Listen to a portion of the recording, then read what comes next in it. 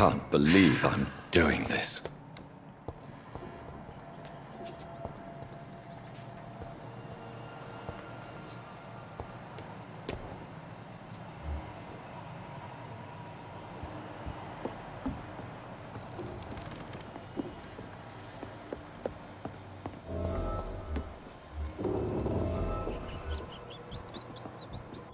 It's locked.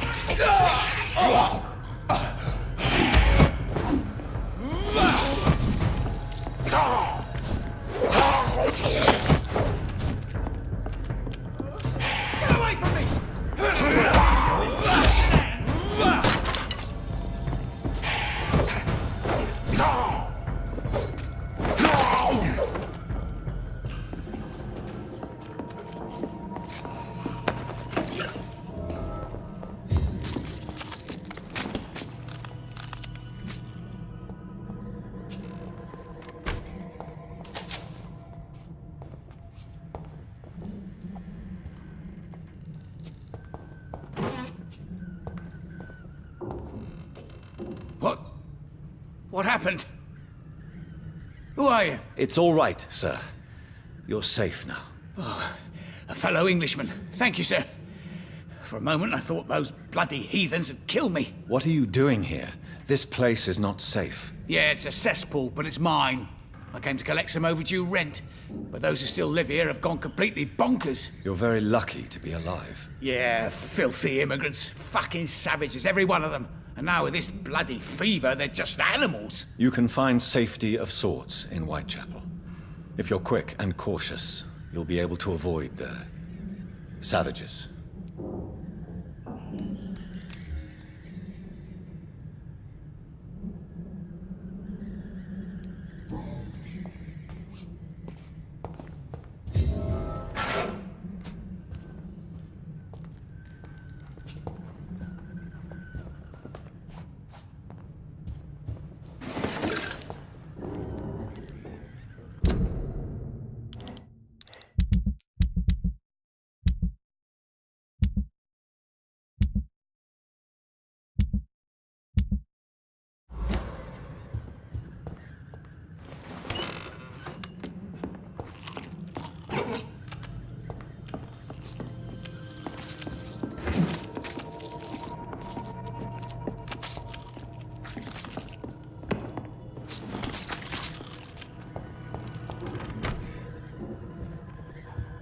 This is Braille. I need someone who can read this.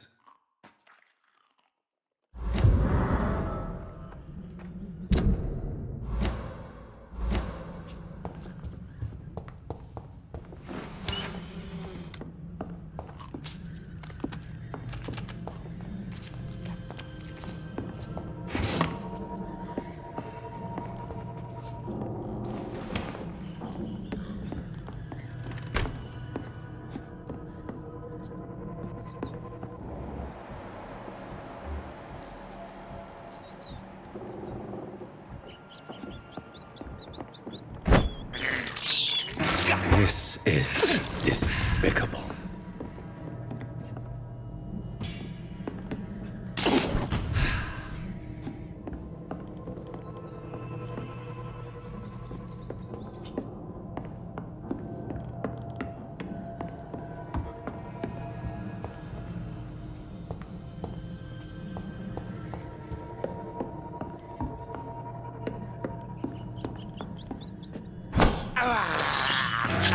can't believe I'm doing this.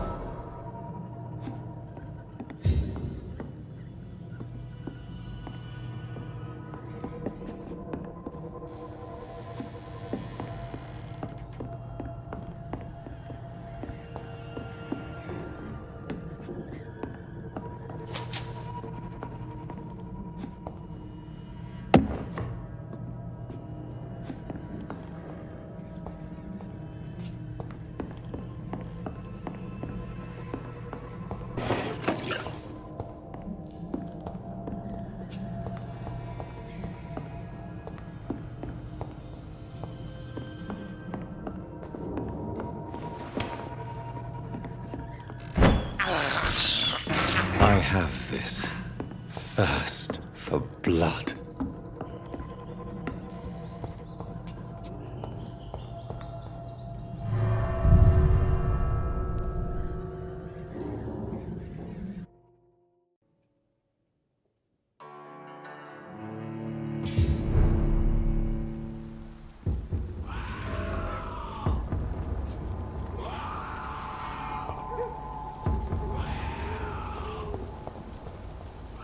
Better go home, sir.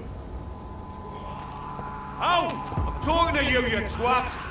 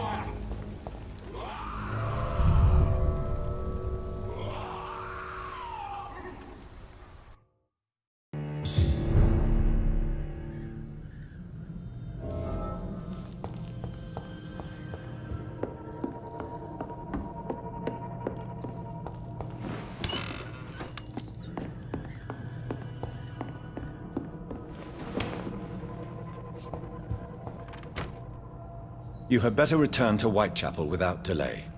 It will be safer there. Safety isn't really an issue in Whitechapel, because you never are, never have been. The old place is falling to pieces. But thank you for the advice, sir.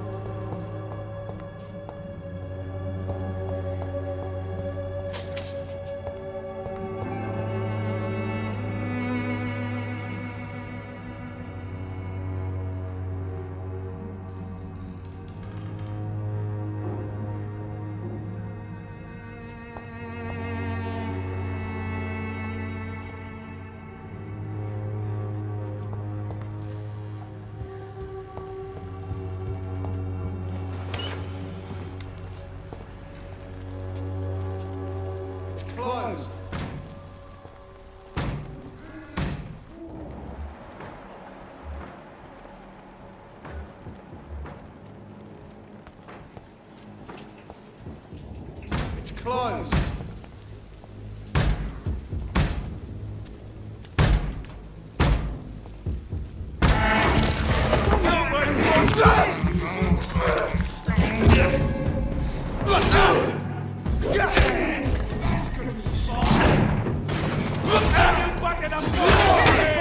That's all you deserve.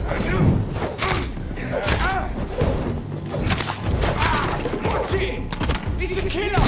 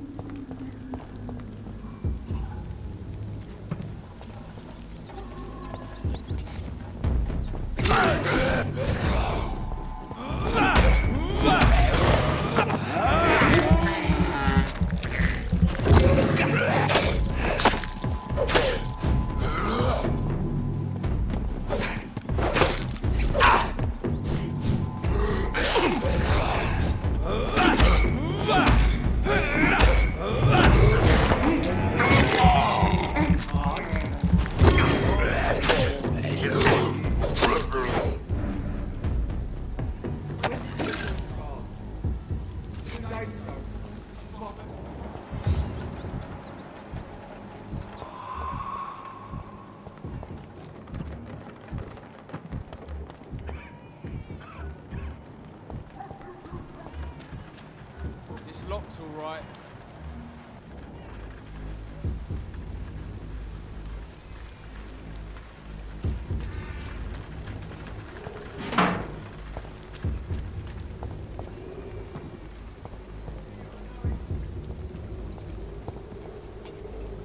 It's closed.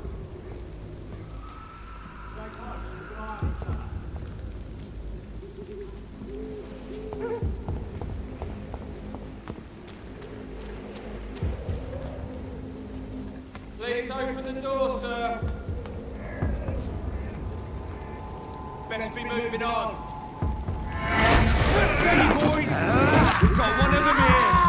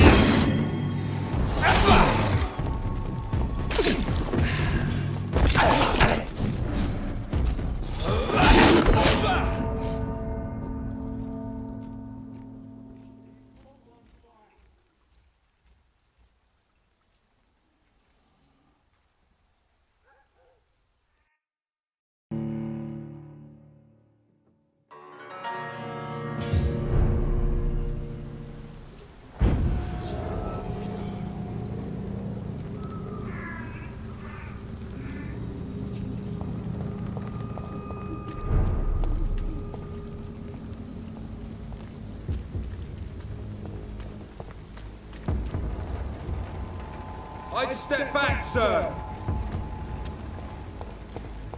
Over there!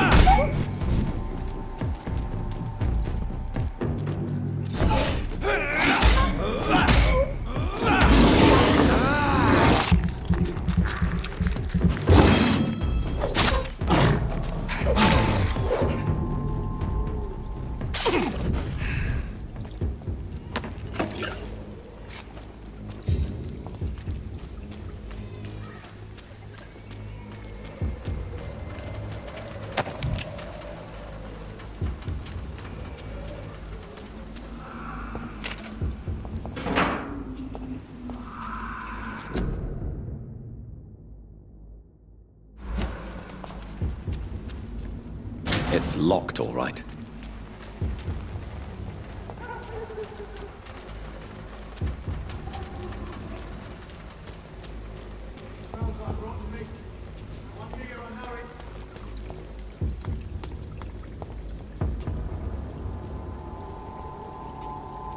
Best stay back, sir. We're locked out. Sir! Step away now!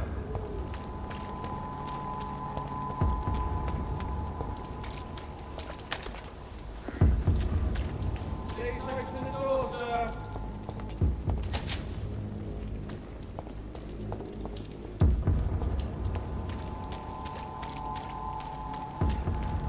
It's locked. There's safer places to be than here. Every door. This is no place for you, sir. Step away. One of them!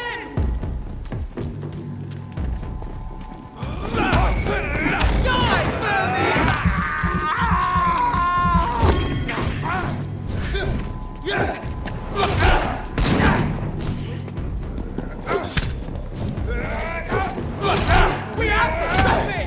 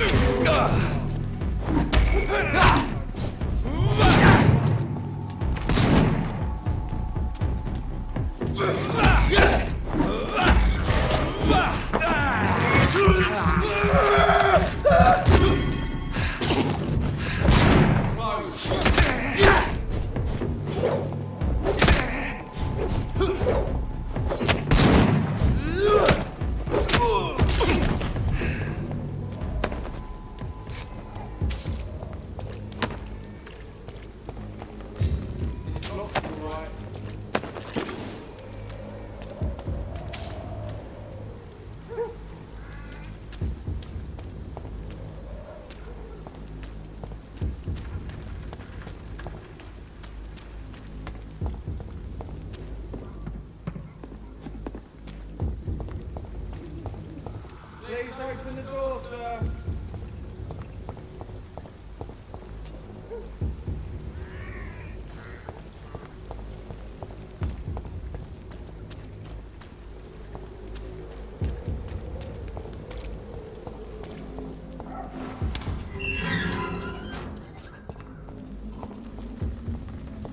Whitechapel.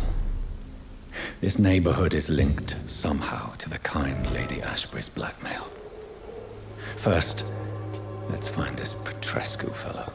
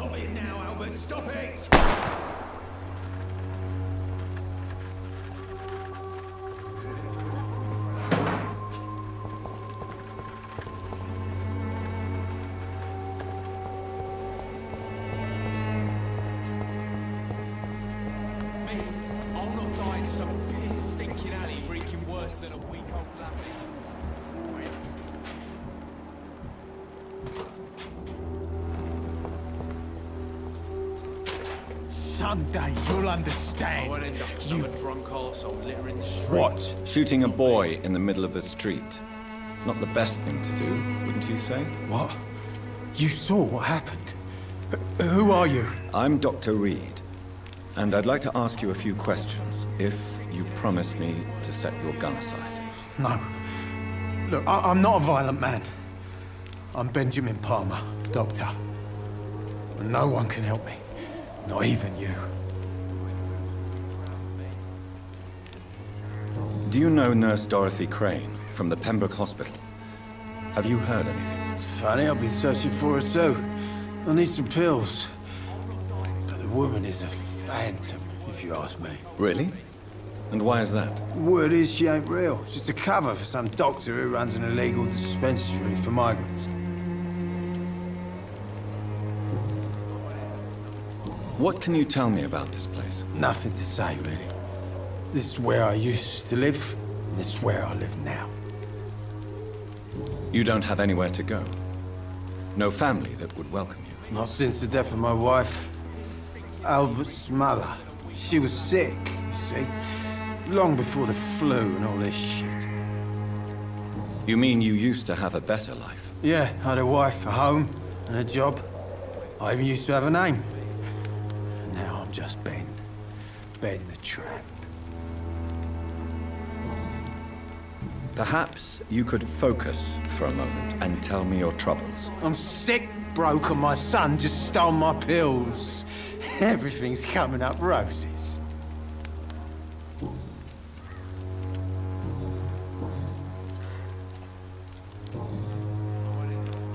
Whatever the boy did, I'm sure he didn't deserve a public execution. I swear I didn't want to hit him. It's just that I'm sick in the head, you see, and the boy just failed me last nerve.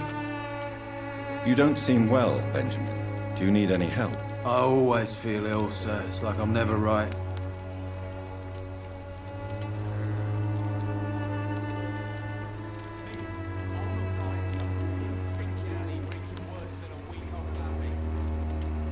I will see you later.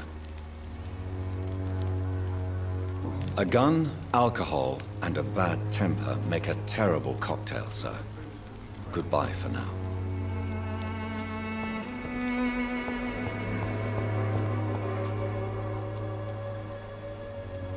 Are you all right? The bastard hit the wall next to me.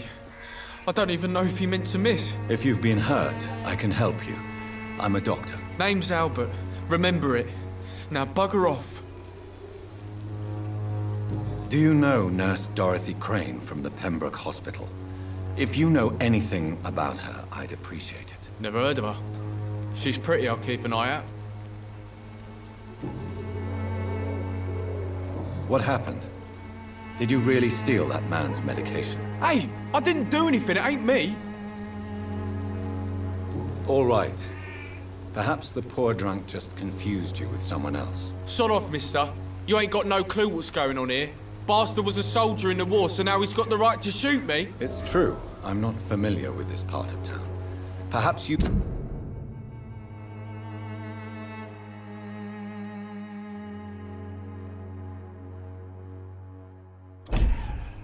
could help me. I said sod off. Go find yourself another guide.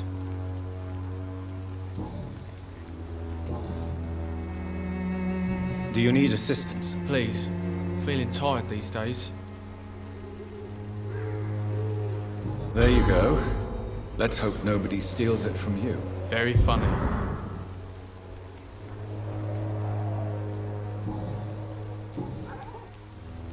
Goodbye, young man. Me? I'll not die in some piss-stinking alley reeking worse than a week-old lavvy.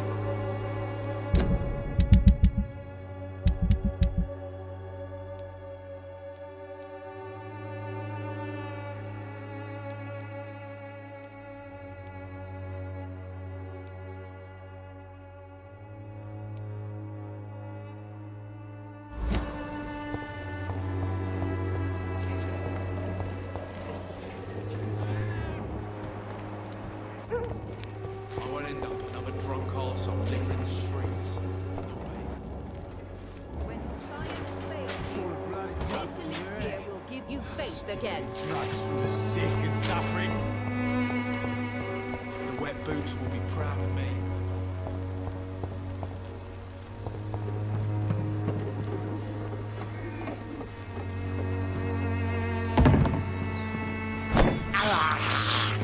I can't believe I'm doing this.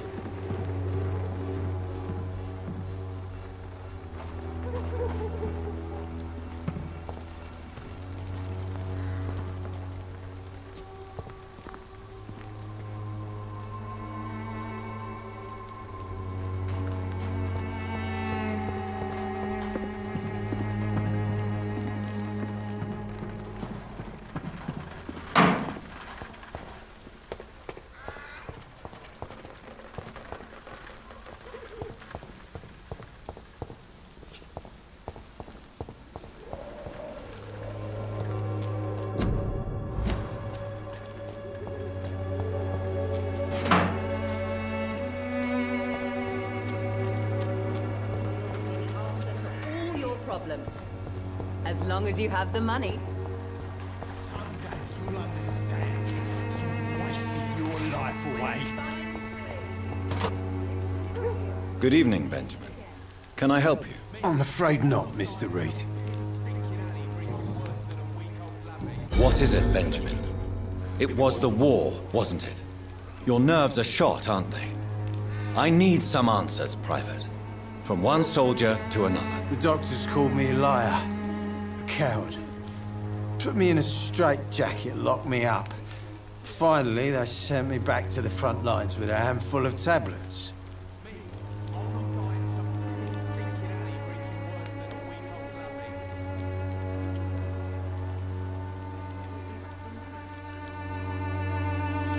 What about those we left behind, face down in the mud? You want to change places with them?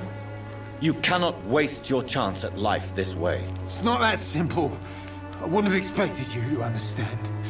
I don't even know why I spoke to you in the first place.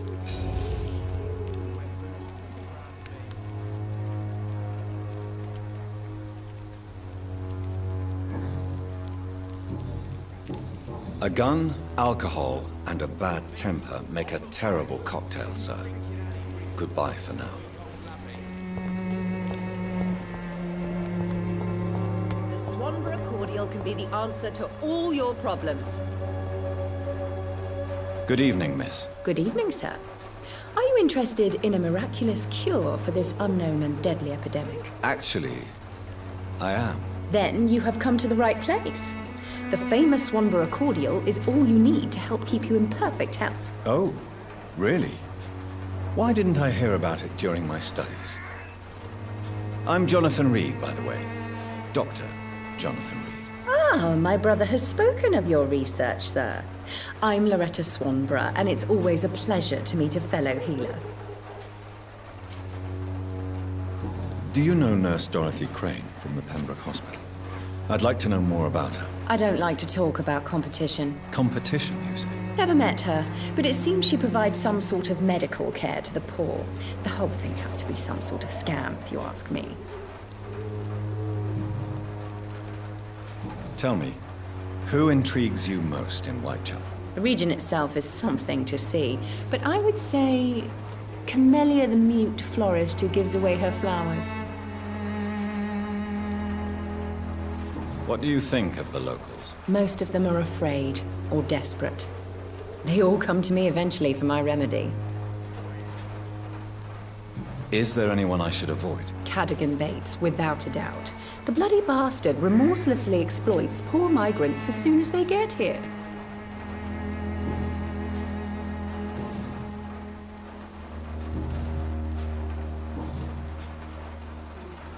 I'd like to see what kind of medicine you're selling.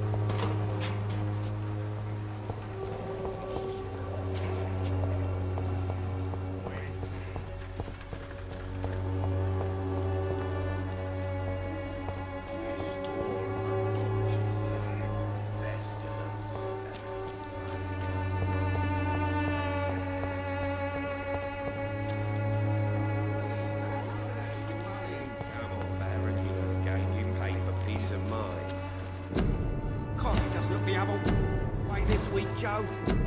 Come on, we can sort it out, right? It's not my call, Barrett. You... Welcome, sir.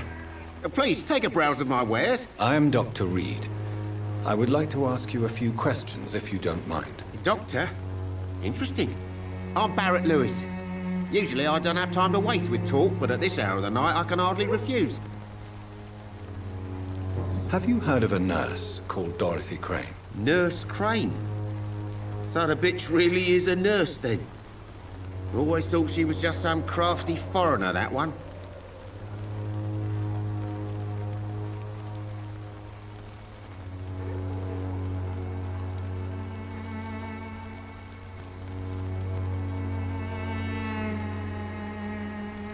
So she's trying to help her fellow immigrants.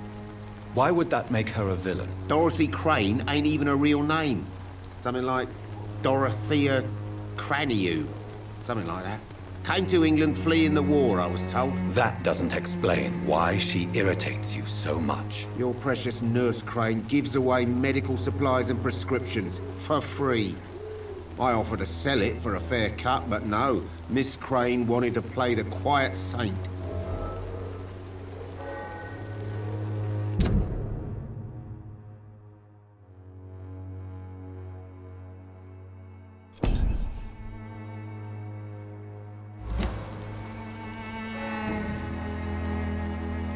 How is business around here? Business? I had no business. Between this racket, theft, and customers getting scared, I'm losing money every day. I see. Sounds like you blame someone in particular for your situation. It's no secret Joe Peterson spends his time harassing merchants.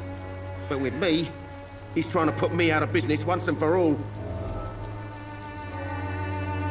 As a merchant, you see Whitechapel every day. Have you noticed anything out of the ordinary recently? Well, you mean besides the epidemic, the war, and all the usual crap? As long as I can remember, this part of town has been a bottomless pit, and no sign of the bottom yet.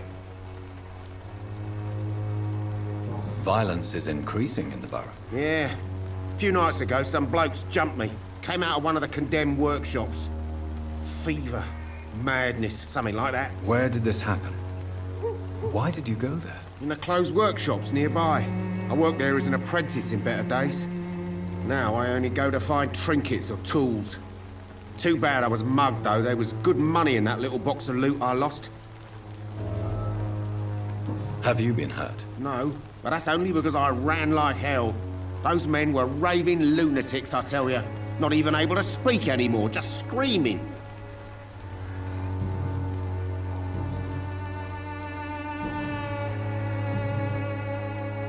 Right then. Show me what you have.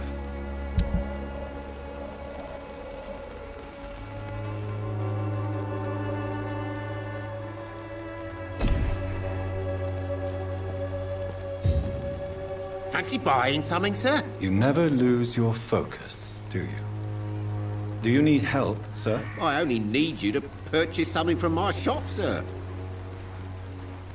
Goodbye for now, Mr. Lewis.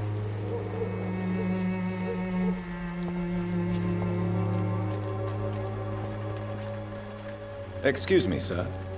I have a few questions for you. Another journalist? I didn't answer the first one, so piss off! I'm not a journalist, I'm a doctor. A doctor, you say? It's quite a rare breed in this part of town. Really? But still, here I am. Dr. Jonathan Reed, at your service. I'm Joe Peterson to some, but Colossus Joe to most. And I don't remember asking for your service, sir. Have you heard of a nurse named Dorothy Crane? She's a colleague of mine, and is supposed to live around here. Dorothy Crane? Yeah, I know her. One of the few good souls who dare to help the sick around here. Could you please tell me more about her? She's a nice girl. Tries to help the migrants. I offered to give her a hand, but she said my reputation would attract too much attention. According to you, physicians are scarce in this part of town.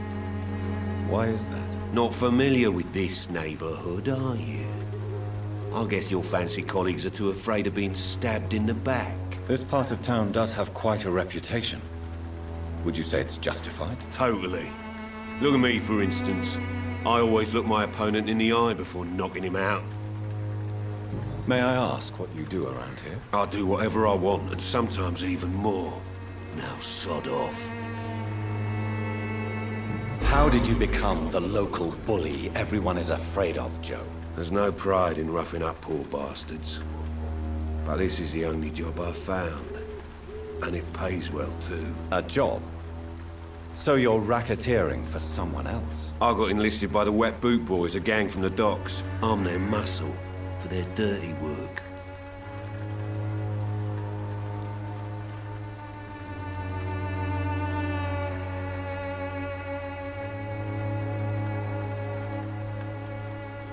You survive at any cost, even at the expense of others.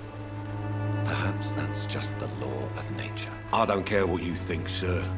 I do what I have to do for my own reasons, and that's that. I'm not sure Mr. Lewis would agree with your by all means necessary philosophy, sir. Oh, do you really think he's the poor victim here?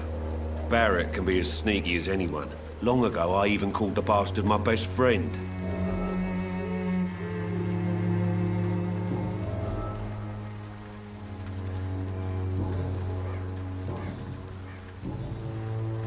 Can I offer you my medical expertise, Mr. Peterson? The name is Colossus Joe. I don't get sick.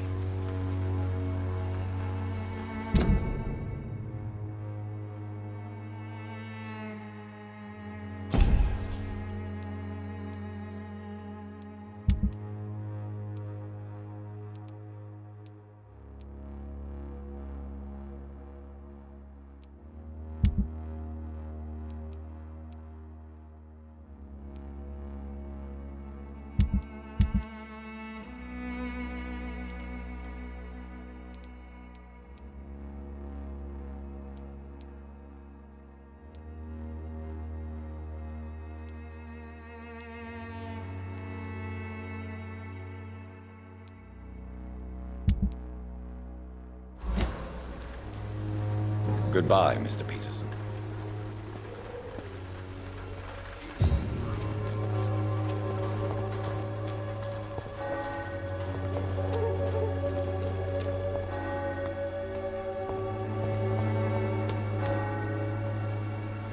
Forgive my interruption. Do not apologize, my son. Father Tobias Whitaker is always happy to teach mortals about the incoming Armageddon. I am Dr. Jonathan Reed, and I just have a few questions. A scientist? You are much more lost than I thought, my son. Do you know Nurse Dorothy Crane from the Pembroke Hospital? I'd like to know more about her. I don't like the liberal ideas of nurses, but I especially abhor that Nurse Crane you mentioned. So, you're not exactly a fan of Florence Nightingale's work. But nurses are essential for modern healthcare. Nuns should be the only women allowed to take care of male patients. It's obvious only they have the necessary moral fiber. Why do you hate Nurse Crane more than other nurses? Before coming to London, she was a member of the communist resistance in our country. That's what happens when you let a woman get involved in politics.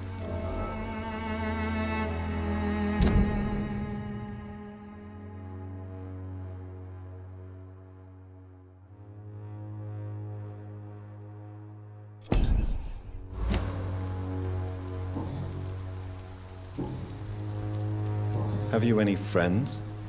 Any family left in these terrible times? No. But I have a disciple I see as my son. He is so devoted. I sent him to preach the good word in the heart of this corrupted city. Where did you send him? I sent Samuel to the Stonebridge Cemetery, where the pestilence and evil grows night after night.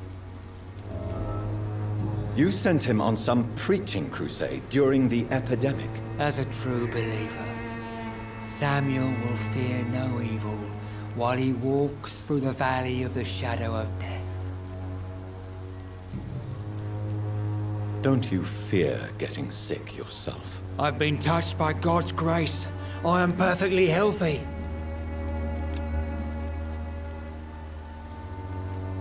I have heard enough for tonight. Goodbye.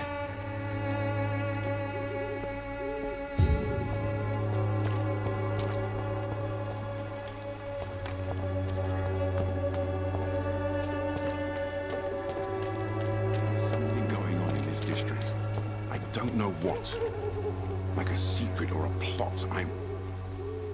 Excuse me, sir. Are you familiar with this part of town? Name's Clayton Darby, reporter. Sorry, I'm new to Whitechapel. But perhaps you could help me since you're a journalist.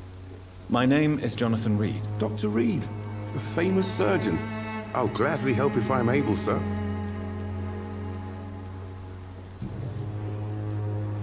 What is a journalist doing in this borough after sunset? He goes where none of his colleagues would dare to go. to inform the country. So you risk your life to reveal the truth. I saw many reporters do the same during the war. Whitechapel is the crucible of so many untold stories and tragedies. I want people to know them. That's quite honorable of you. But is the public interested? Not at all, sir. And that's why I'm an independent journalist, hoping to sell some stories. Why are the newspapers keeping silent about the Spanish influenza? It's as though none of you care. There's a war going on. People shouldn't be demoralized by news of deadly diseases.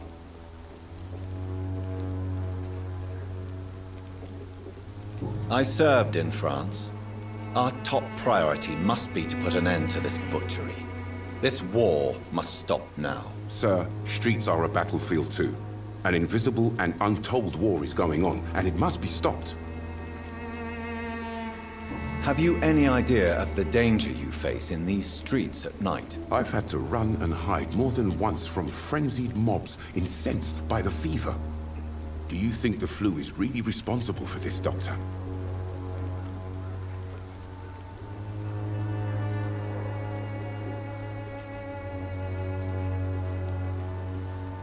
I'm convinced there is more at work here than a simple epidemic. Really? To be honest, I could say the same. Some of the sick I saw or heard of. My God, what happened to them?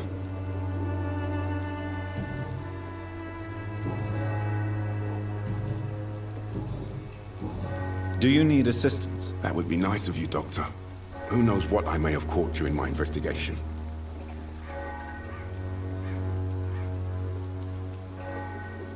I will see you later. Goodbye, Mr. Darby. Farewell.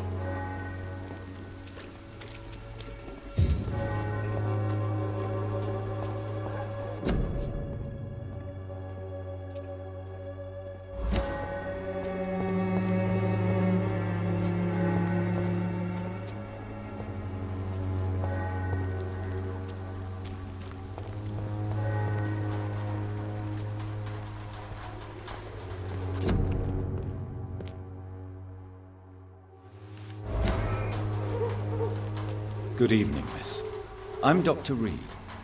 I'd like to ask you a few questions. I know what you're thinking. A tall stranger who meets a girl in the street at night. It reeks of the penny dreadfuls. But I mean you no harm, truly.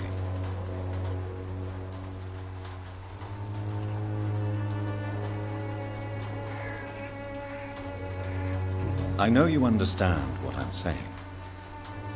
Your silence has nothing to do with you being mute, does it?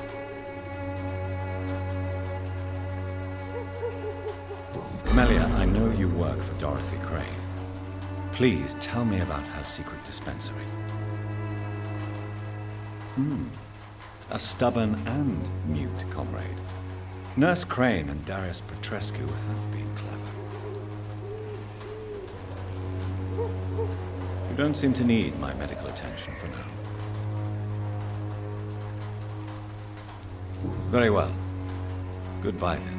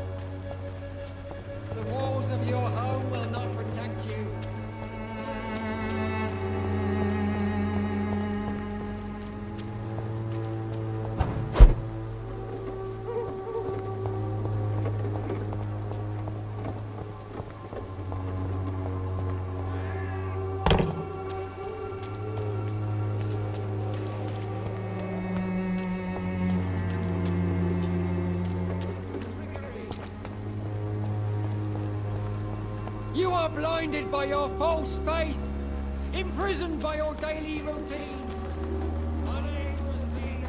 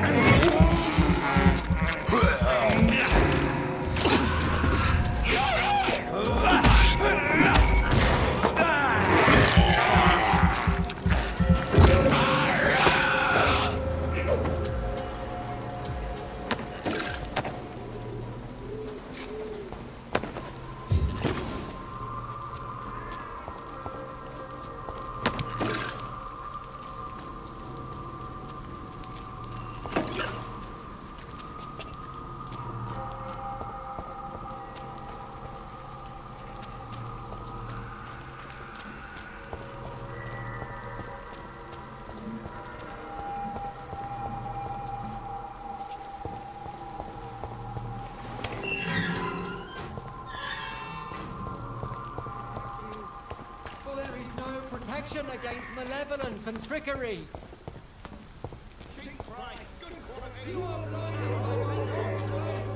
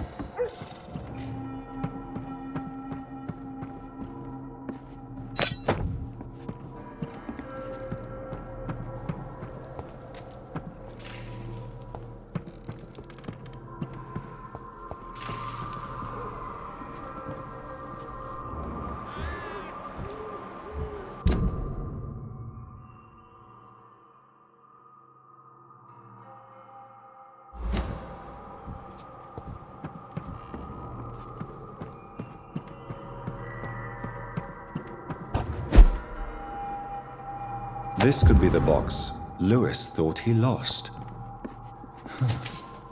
There's a letter inside.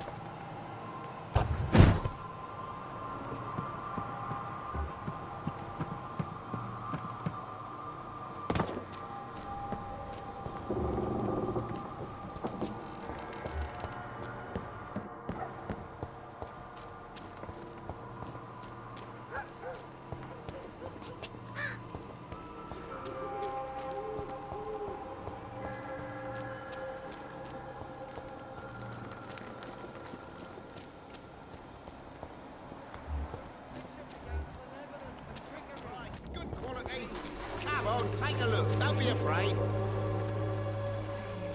You again? What do you want this time?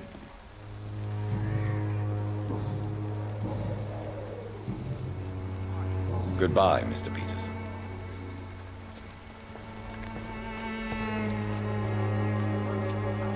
Fancy buying something, sir? You never lose your focus, do you?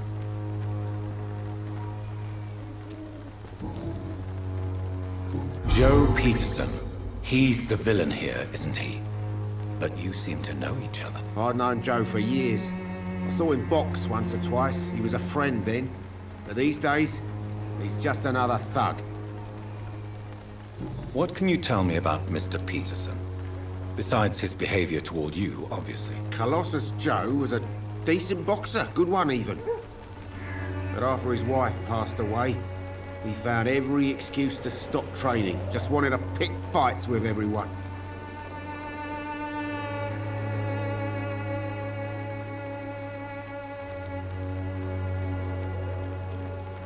It's never easy to find a new path in life, especially after the loss of a loved one. But crime is certainly not the best option. We've all had some rough times, ain't we? But most of us don't use our fists to see us through. And no one has ever stood up to this thug. Nobody would be fool enough to stand against a wet boot boy.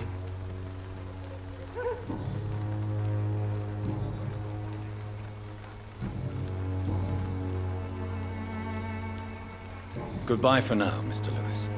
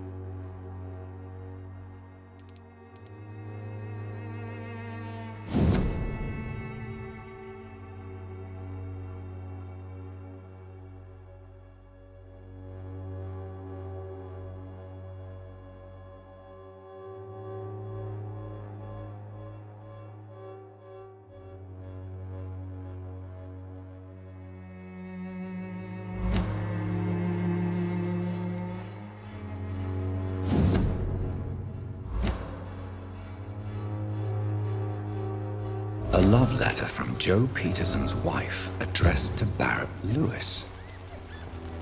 Who should I give it to, I wonder?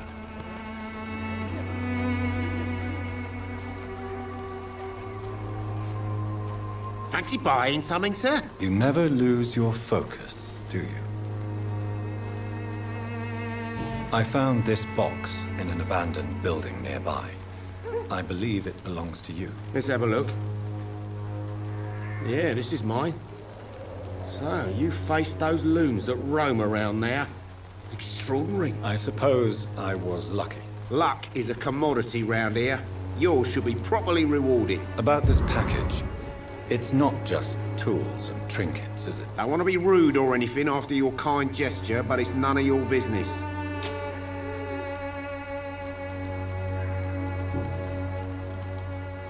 Barrett, you had an affair with Joe's wife, didn't you? Yeah, I did.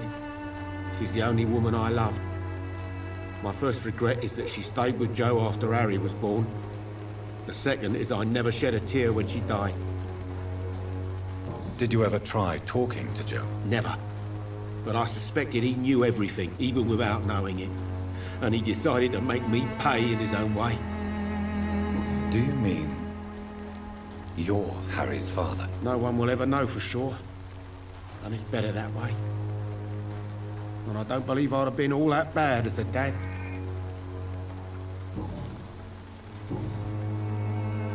Goodbye for now, Mr. Lewis. I know it's hard to believe, but this district has always been wretched. Don't let your guard down.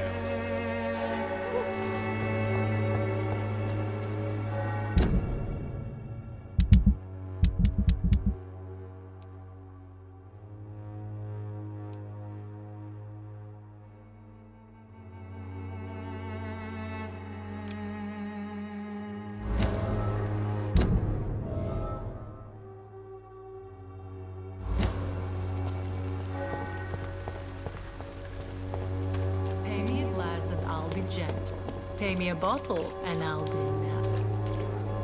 Don't be shy, handsome. What can Christina do for you?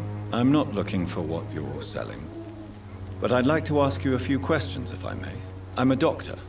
Dr. Reed. All right then, but be quick. Though I usually get paid when I open my mouth. Do you know Nurse Dorothy Crane from the Pembroke Hospital? Anything you can tell me about her would be helpful. I don't know her, but I know her name is Dorothea Crăciunescu. She came from Romania like me and many others. You seem to respect her. Dorothea helps the sick people of Whitechapel. Everyone should respect that. Christina, have you been examined? The epidemic is spreading fast in London, and you could be exposed. Or expose others. I don't like doctors or hospitals, but I don't like you asking questions. Considering your line of work, I assure you it is only a matter of time before you have health issues. If it is going to happen, it will happen. Right now, I need money. That's what's important. You can put your own life in danger, that's your decision. But what about your clients? If you're contaminated, you will put them in danger too. And you think that would worry me? If you knew the men I deal with, their health would not be what you'd worry about. Clayton Darby claims he will expose the crisis in Whitechapel to all of London. Do you believe him? I believe Clayton's courage will erode with time, until he finally leaves Whitechapel to start another fight somewhere else. Why this skepticism? How can you speak about starvation if you've never been hungry? Or about poverty? Or anything else you have never suffered from? Are you talking from experience? I've seen your type come here to get a good fuck in a cheap room or a dark alley before going back to their fancy houses in the West End.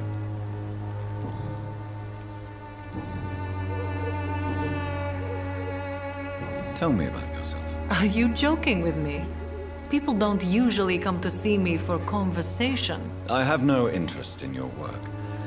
I am, however, curious as to what led you into to this career? Short story. The war, exile, and England. This country is not especially welcoming.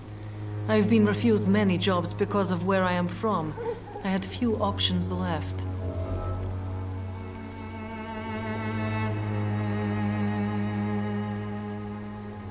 I always thought I was the master of my own fate.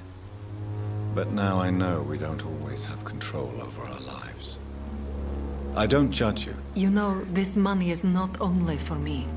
I have good reasons to need this money quickly. But it is not your concern, Doctor.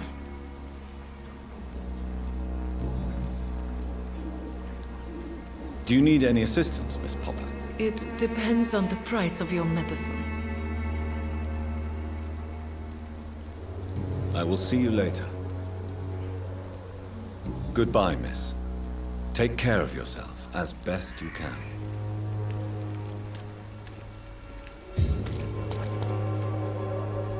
Good evening, Doctor. Can I help you?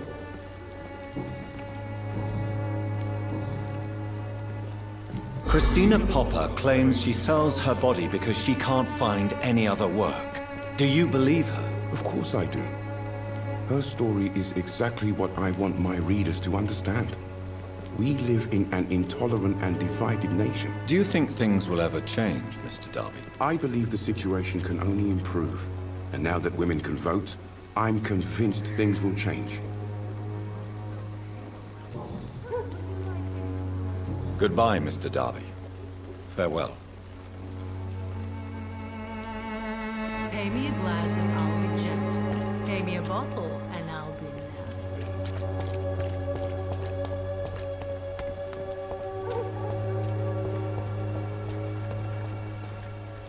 Cheap price, good quality. Come on, take a look. Don't be afraid. Hello, young man. I'm Dr. Reed, and I would like to ask you a few questions. May I enter, please? Sorry, no, sir. My father does not like people entering our house, you see. Your father is worried about you, boy. He asked me to look for you. So my father actually worries about me then? Okay then. Come on in. I'm Harry, by the way. Is there only pain and suffering in this world?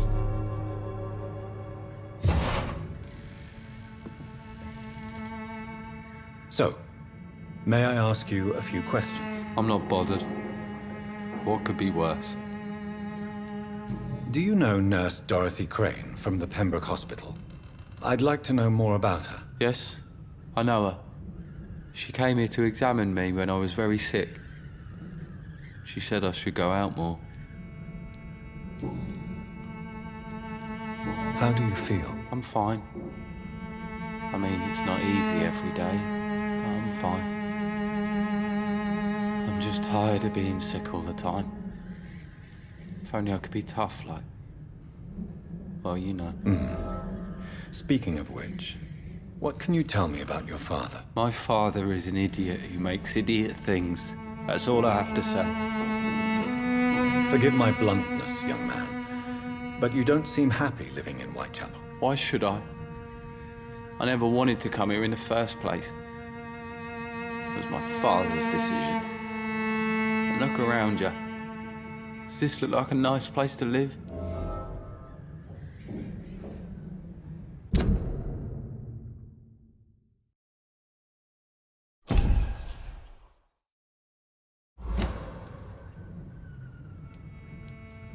I'm sure your father did his best when he found this house. Times are tough for everyone, young man. That's exactly what my father says. Harry, you should be grateful for what you've got. But I wasn't even consulted when we moved here. If life here is so terrible for you, why don't you just leave this place? Have you ever spoken to your father about it? I don't go outside.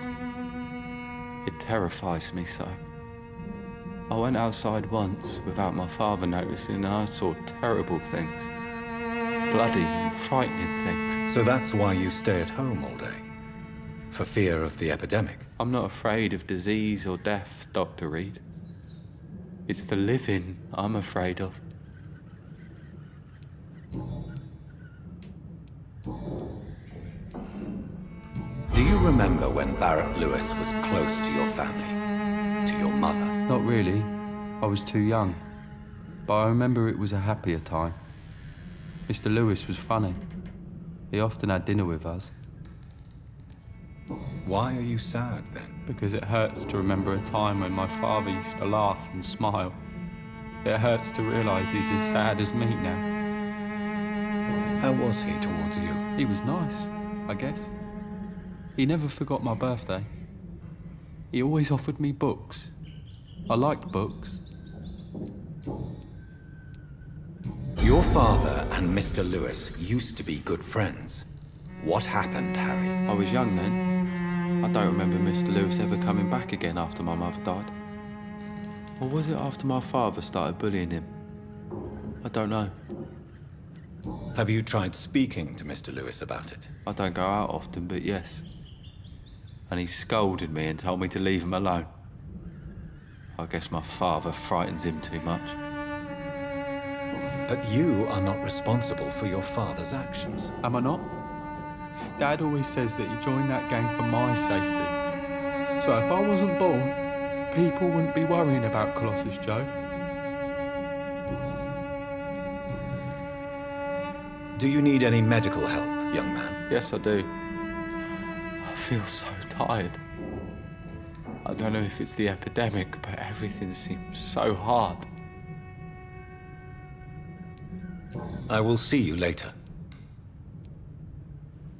Goodbye, young man. Take care of yourself. Even my dreams are soaked with gloom.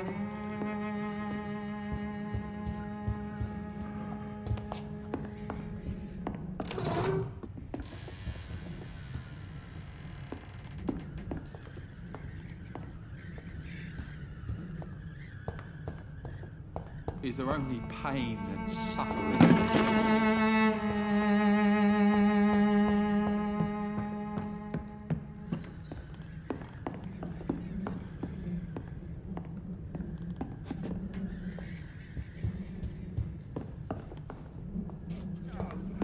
It's locked.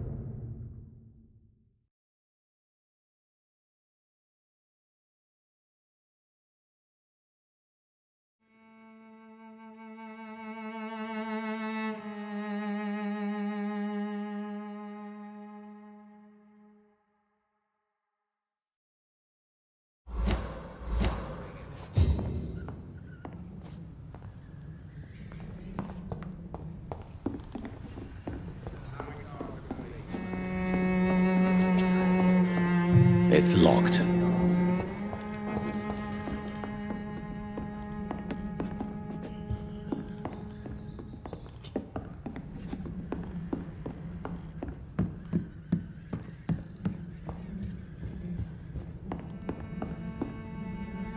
So, may I ask you a few questions? I'm not bothered. What could be worse?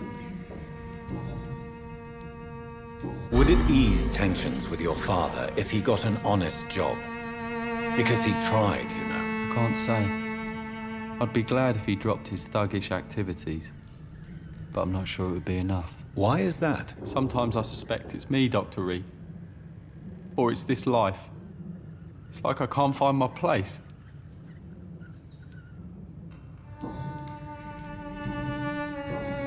Goodbye, young man. Take care of yourself. Even my dreams is so... This has always been wretched. Now let your guard down,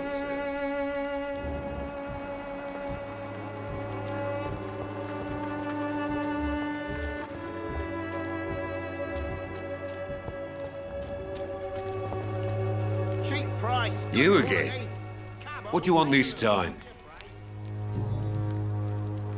Why do you keep on working for the gang, Joe? You know it doesn't suit you. It's true, I hate this job. And I know I made some bad choices, but I'm a wet boot boy now, and people won't forget it. You could leave tomorrow. Start another life in another town. That's easy for you to say, Doctor. We are poor. My son's weak, and there's no way he'll endure another disappointment. Harry doesn't seem happy living in Whitechapel. Why did you make him come here? I've always put my son's interests above everything else, whatever he may think. Our house is small but affordable. The walls are thin, but the door is solid. You really love your son, don't you, Mr. Peterson? He's my pride and joy. Even if he hates me for the choices I make and pushes me buttons more than he should. Do you have any regrets? Only one. Not to have my beloved wife by my side. She died when Harry was little. My sweet Jane. She gave the boy confidence. Since the criminal nature of your job means you could be arrested, are you not afraid of what would happen to your boy if you were? No one will ever take my son away from me. If that ever occurred, I'd hunt the bastard down and rip off his head with my bare hands.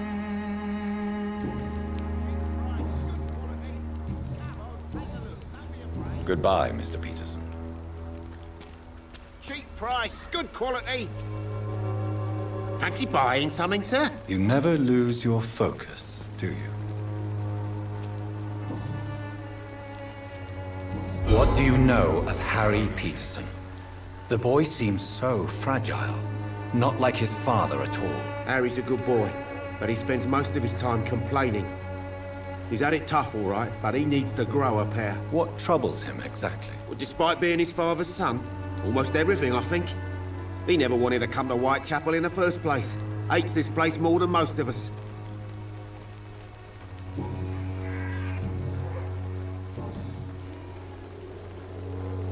Goodbye for now, Mr. Lewis.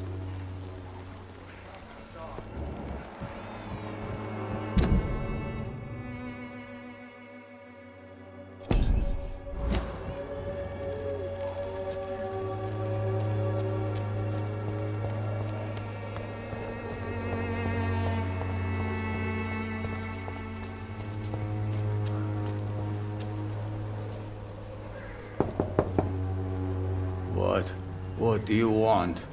Leave me alone. Good evening, sir. I'm Dr. Reed. I'm looking for Nurse Dorothy Crane. There is no Dorothy Crane here. Now goodbye. I'm afraid this medical leaflet says the opposite, sir. Really? Well, I'm afraid I'm going to close this door right now. Go bother someone else, Mr. Doctor. To enter that house, I must discover who this man really is. Maybe I could start by observing what he's up to.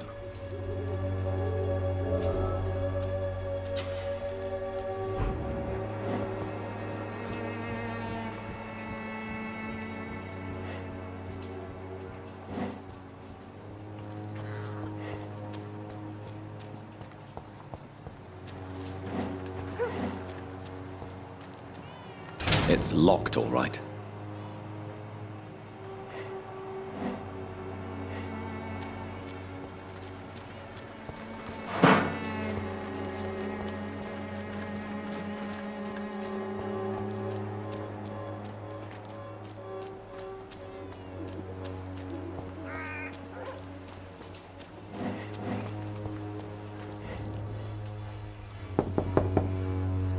There's nobody here.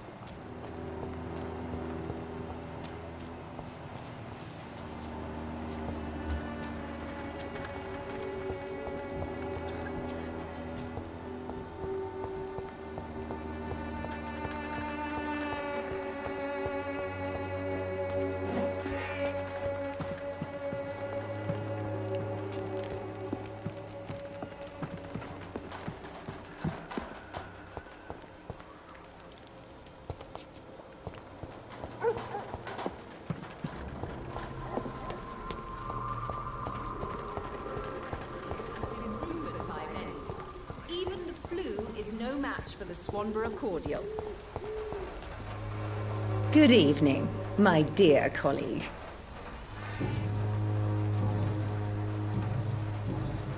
Goodbye, Miss Swanborough. Perhaps we'll talk again.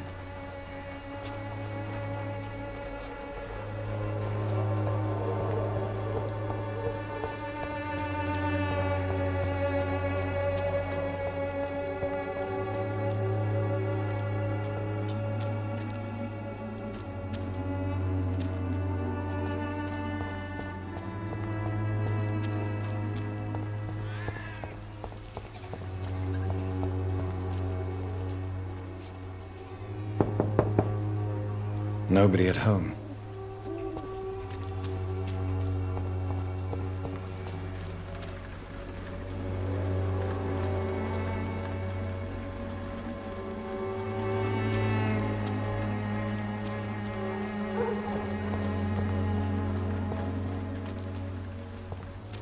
I cannot enter.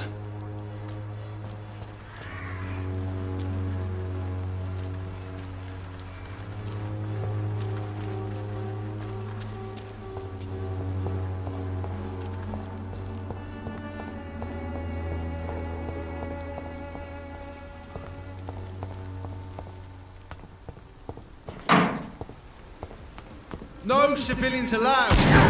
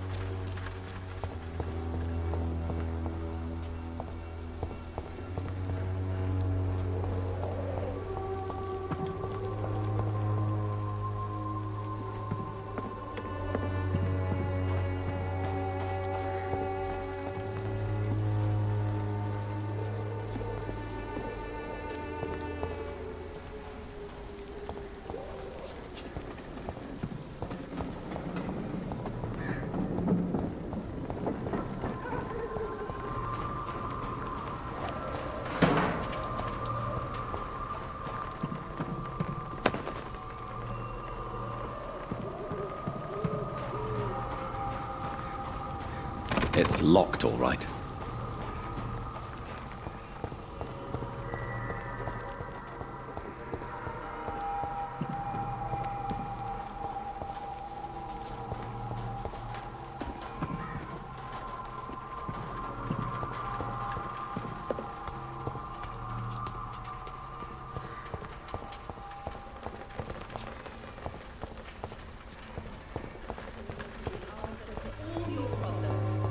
As long as you have the money.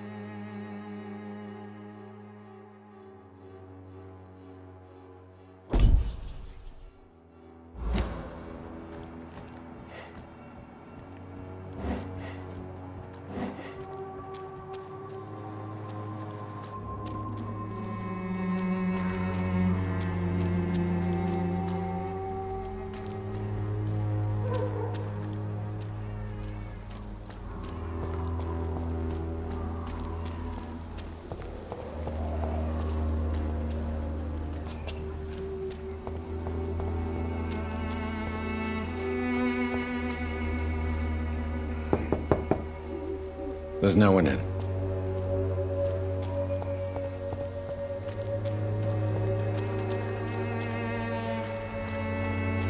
I cannot enter.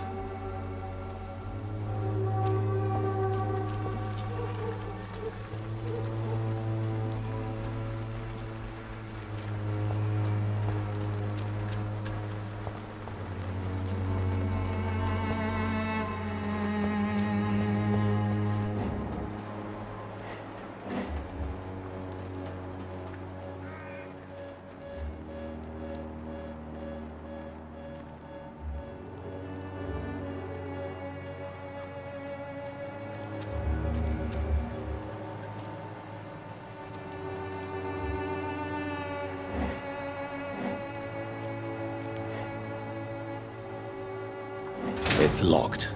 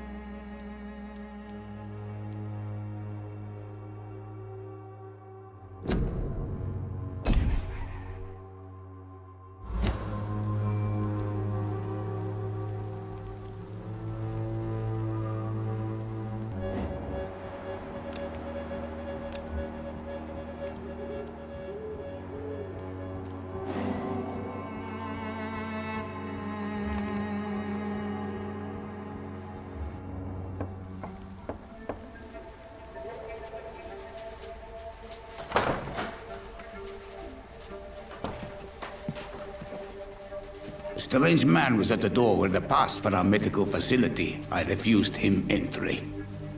Darius, how could you know he didn't need our help? His clothes were too finely tailored to be for Whitechapel. Perhaps just a friend of that stray poet who is always about.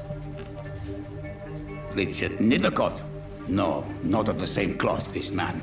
I suspect some machination from that journalist. Clayton Darby. Is he still asking questions? Yes. I saw him drifting around St. Mary's Church. I swear he is tracking me just downwind.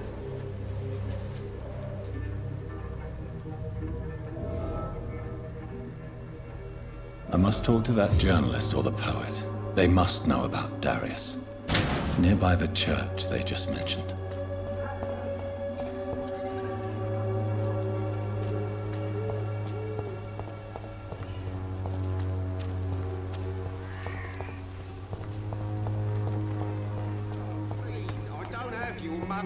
Come on, Baron, you know the game. You pay for peace of mind.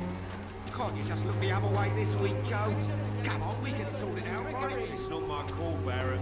You pay one way or another. Please, Joe. How long have we known each other? We even used to be neighbours, for Christ's sake. I'd prefer not to give you another beating, Baron.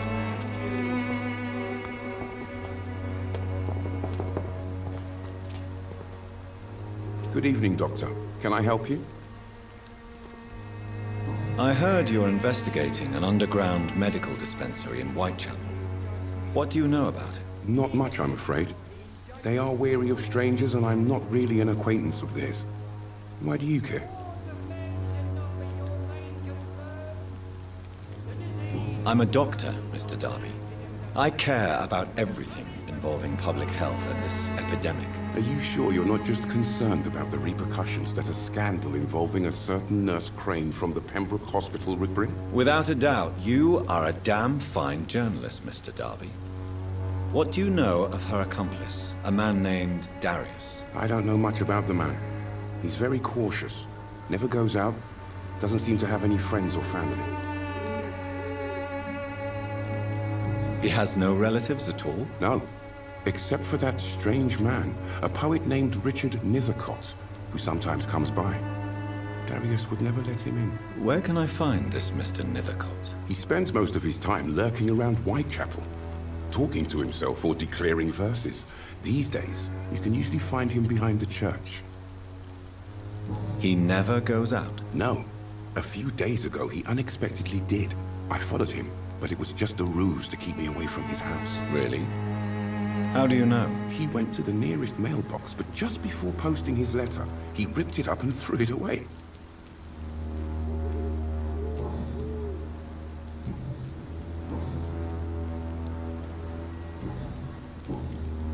Goodbye, Mr. Darby. Farewell.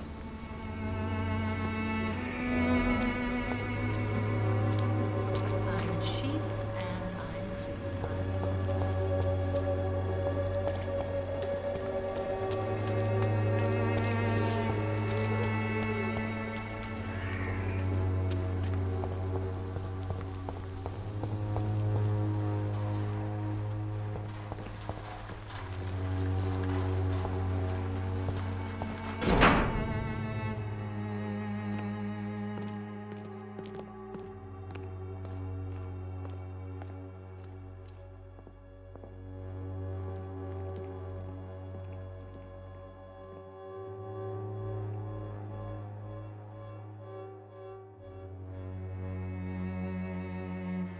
The content of Darius' letter to his children could give me more leverage to enter.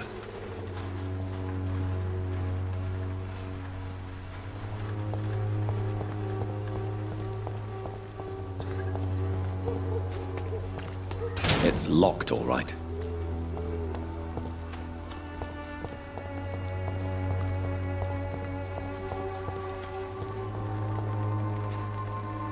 Hello again, miss.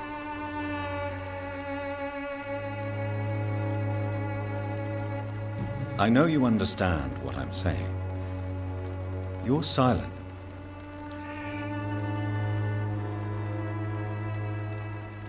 Very well. Goodbye then.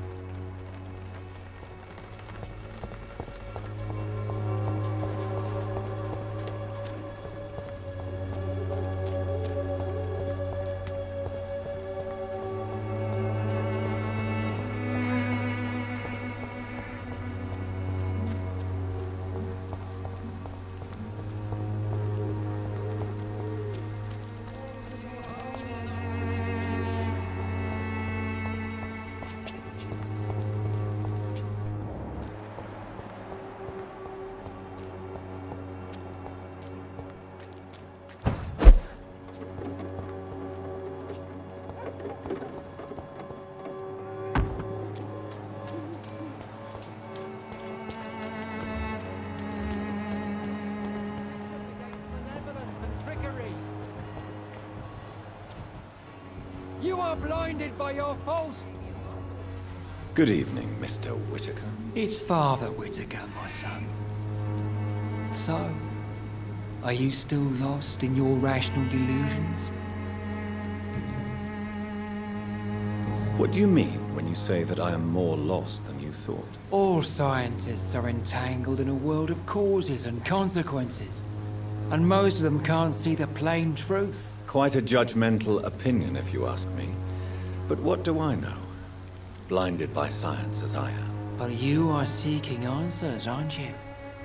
Answers about the Armageddon about to strike the city. Answers about the hidden truth. I am. But the answers I seek are based on facts, not superstition.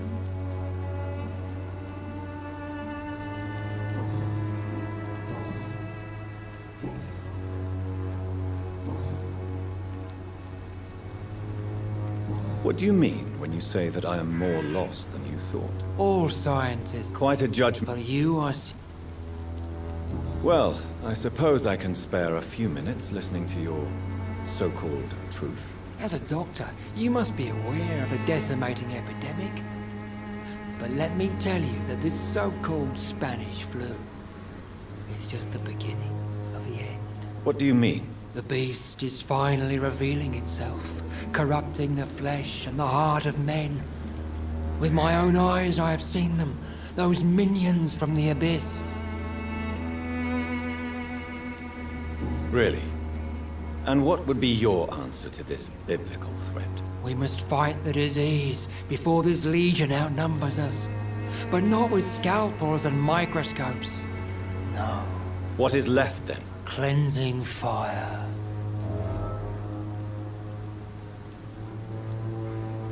Tell me, Tobias, what exactly is your plan concerning the cleansing of this city? God will recognize his own.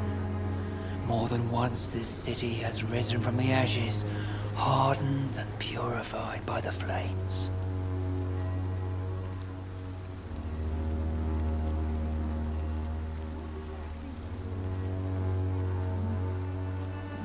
Purification by fire has proved useful, but where do you stop? Burn the clothes? The buildings? The corpses? Worse? Your lack of faith is predictable. But my task is to convince rational minds like yours to see the light. This is God's will. You're mad and dangerous. You're nothing but a soulless butcher. A small-time Torquemada. The Savonarola of Whitechapel.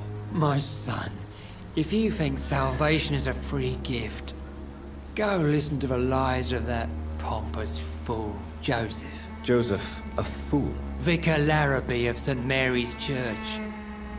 While he continues preaching his fraudulent redemption, more and more people die in the streets.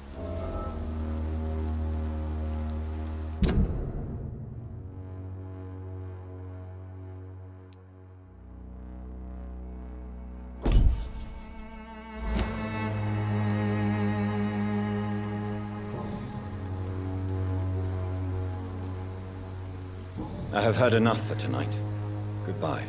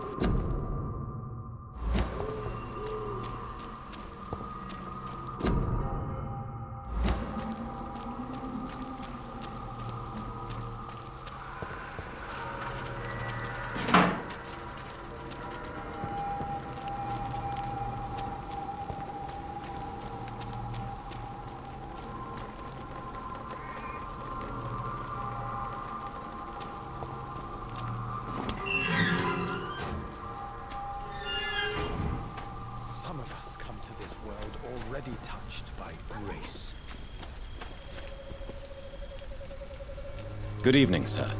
I'm Dr. Reed. I would like to ask you a few questions. Please be my guest. Although I may not be the best informant regarding this part of town, my words speak about that which the eyes cannot see.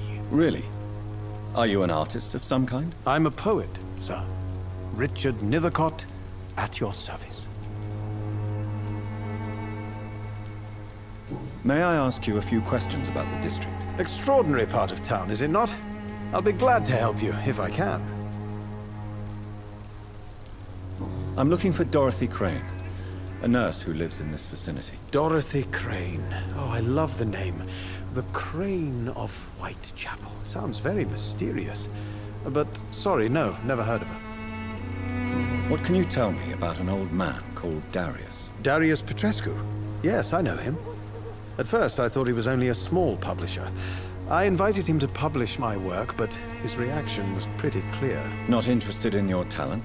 Darius is an old political activist who takes delight in printing tracts and lampoons.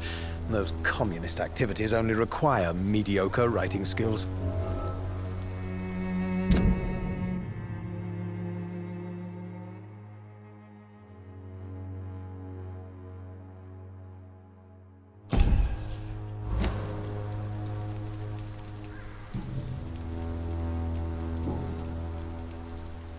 Are you aware that your life could be in danger in this part of town? But this is where I must be to feel the real beat of the city. I had to come, see it for myself, alone. I understand your need for solitude, but it's not safe around here. I don't care. I don't have many friends, Doctor, and my family despises me. If some misfortune came upon you, who would be here to help you? Well, you, for a start, my dear Doctor. May I ask what you're doing at this hour of night, sir? Do you live here? Not at all. I'm just enjoying the pleasure of a quiet walk. Though night talks are always preferable, if you ask me. Especially with strangers. But are you not afraid of the epidemic? Oh, why should I? I see some equity in the Spanish flu. No flesh should be saved, say the scriptures. Good or evil, rich or poor, all are equal in the eyes of the flu. If you say so. But as a physician in a time of epidemic, I must caution you to avoid unnecessary exposure, sir. Thank you, Doctor. But we both know the seeker of truth has to go boldly where the weak dare not. What are your thoughts on the terrible situation in this city? Terrible, you say? No. Of course, the death of so many innocents is a tragedy. But the scourge has not been all bad for the city. Oh, no, sir. What are you talking about? Do you remember London before the flu? Noisy, cacophonic, quiet nowhere to be found. And now, listen to this oddly peaceful silence.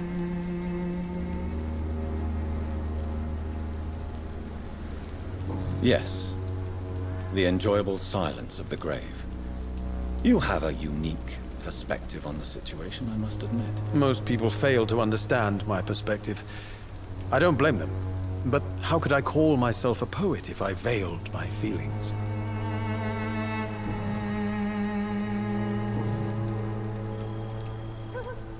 Tell me, Mr. Nethercott, why seek inspiration in Whitechapel? The place is not beautiful per se, but how to explain it?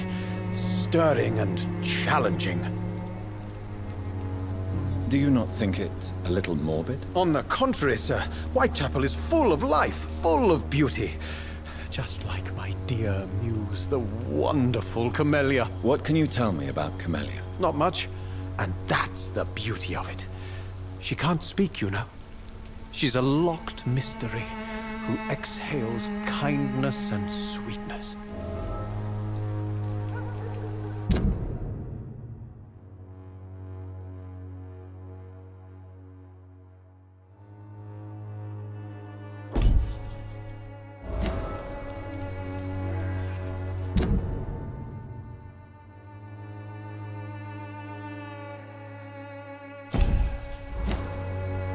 Perhaps you're just afraid to find out the truth about your muse. One day, perhaps, I'll ask her to come with me. But will she still be my wild flower of Whitechapel if she moves uptown? And have you ever tried to learn more about her? Where she lives? How she survives? Whom she may know? Maybe I prefer she remains an enigma. Reality can be so dull, don't you think? In what way, exactly? The struggle by gaslight, the barren smiles and the arid hunger under the rain. If you say so. Such vibrant antagonism and vivid paradox. The stripped humanity raged across each street. Vivid, of course, yes. And what about the poignant distress? Oh yes, the poignant distress. You see what I mean, don't you? That's what I want to write about, and that's what Whitechapel is made of. Did you know the mute florist is a member of a secret society? No, I didn't. But I thank you for this information, sir. For it only enriches the mystery surrounding the precious Camellia. Are you not curious? Is there not more you wish to know? That girl has not an ounce of malice in her. Whatever she may be hiding, it's certain to be for the benefit of most, if not all. I fear you are a hopeless romantic, Mr. Nethercott. Guilty as charged, Dr. Reed.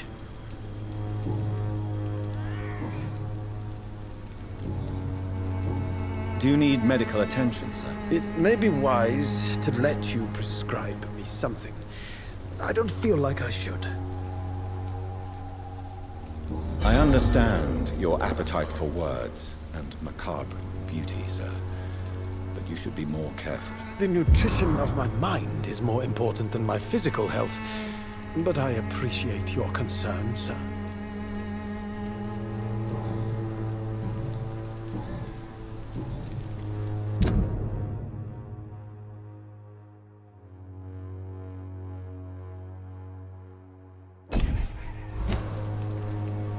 I'll leave you alone, sir. Darius is a bit less of a mystery now. It should not be that difficult to incite him to let me in.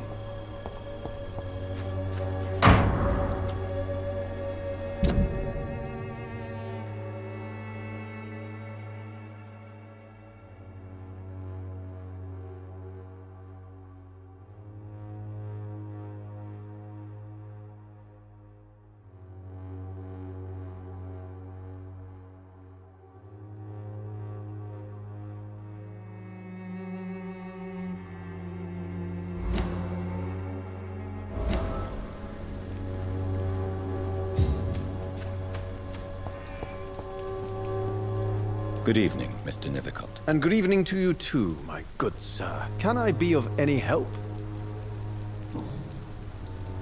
You don't really make a living from your scribblings, do you, Richard? No, sir, I don't. I work so hard. I put all my time, my energy, my devotion into the precise carving of words.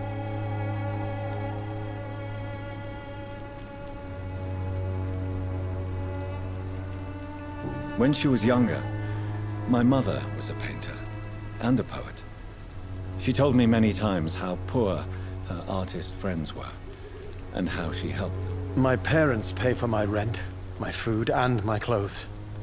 All I have to give them in return is lies they do not believe. You seem embarrassed. Someday I hope to proudly offer my first publication to my parents. Until that day, I'll remain the failure of a son they have to support.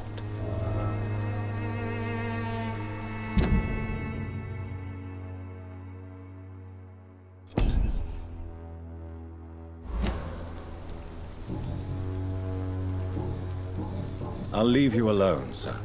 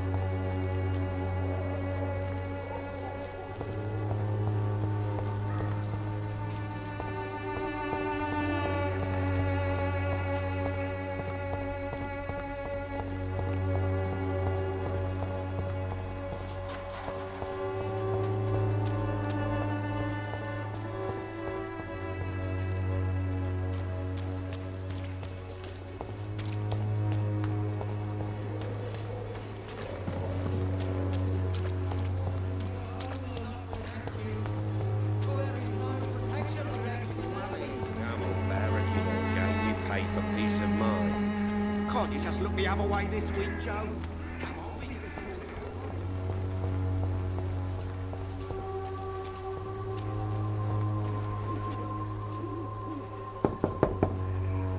Mr. Petrescu, just 1 minute, please. You again? Go away. Sir, wait. Stop this nonsense. I know Nurse Crane is here. Shall we speak man to man, you and I? All right. Speak up. Don't you see we're on the same side? We fight to help the poor, sick, and abandoned. I'm nothing like you, Mr. Doctor. Yes, you are. You too believe in providing medical care without charge. You know what we have to sacrifice to make the world a better place. I have to admit your words have conviction. All right, I'll let you see Dorothea. Don't make me regret this, though.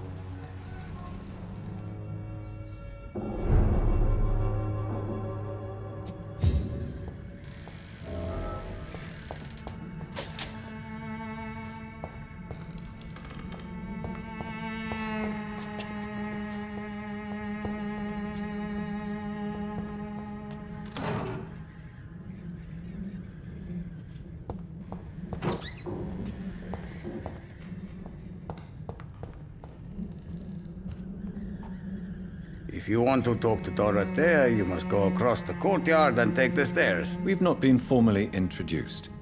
May I ask your name and occupation, sir? I am Darius Petrescu. I'm here to keep snitches and spies away from Dorothea. And I also run this little print shop. So Dorothy's real name is not Crane? Like myself and many people in this area, Dorothea is from occupied Romania. That's all you need to know.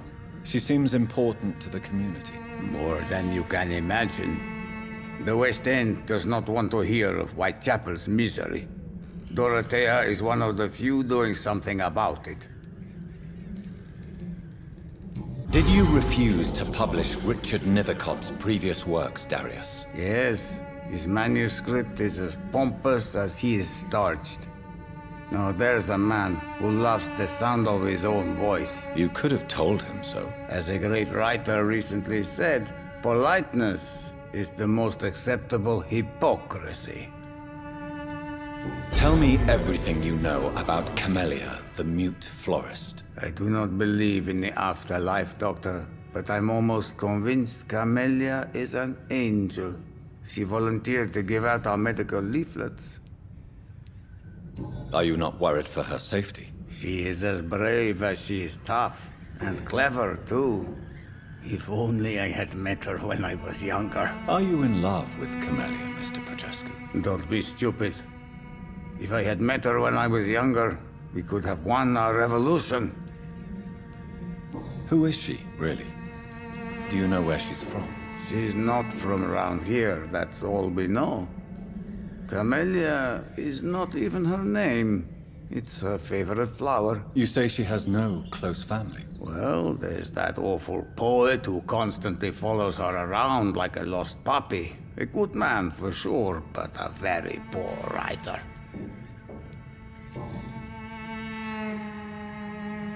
Tell me everything you know about Camellia, the mute florist. I do not believe in the afterlife, Doctor, but I'm almost...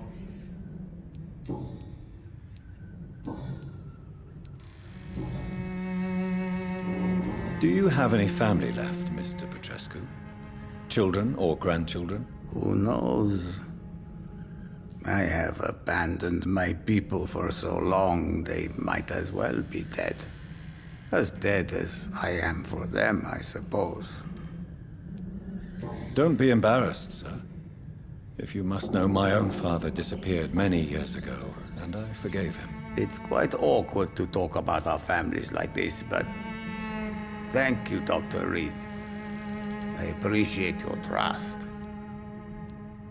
This war won't last forever. Did you ever think of returning to your country now it's free? No. I have taught strength and determination to my sons and daughters. I'm an old, dying man who only has memories of better times to cherish. I know you fought for your country when it was occupied, Darius. Tell me more about it. I know my days are numbered, and I know I won't see my homeland again. But I fought for Romania all my life, and I will until my last breath. But Romania escaped the grasp of the Austro-Hungarian Empire. It's a free country again. It is not the country I fought for. My homeland is not appeased, Doctor. And I still see a dark future ahead for my people. How did you meet Nurse Crane, Darius? Why does she trust you? I'm her oldest friend in England. Dorothea and I share many ideas about this country and about the country we left. You mean occupied Romania, don't you? Even if not directly, I fought against your enemies. Really? Then perhaps you have more in common with Dorothea than meets the eye, Dr. Reed. Do you need some help, Mr. Petrescu? I am very tired, but that is all. I don't need you, Doctor.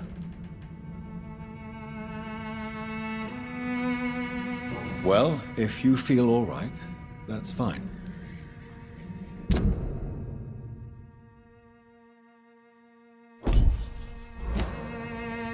Goodbye, Mr. Petrescu.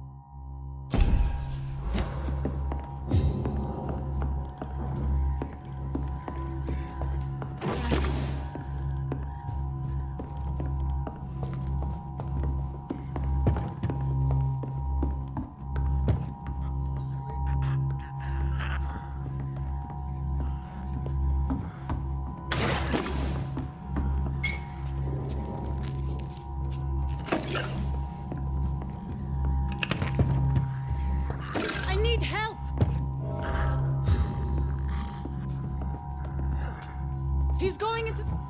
What do we have here, nurse? Patient Raz Van Vasily. High fever running on 3 days. Complaints of dizziness, muscle aches, and head pain. Diagnosed with influenza. Treatment? Aspirin and salicin for the fever and discomfort. Liquids for dehydration, but he's having trouble keeping even water down.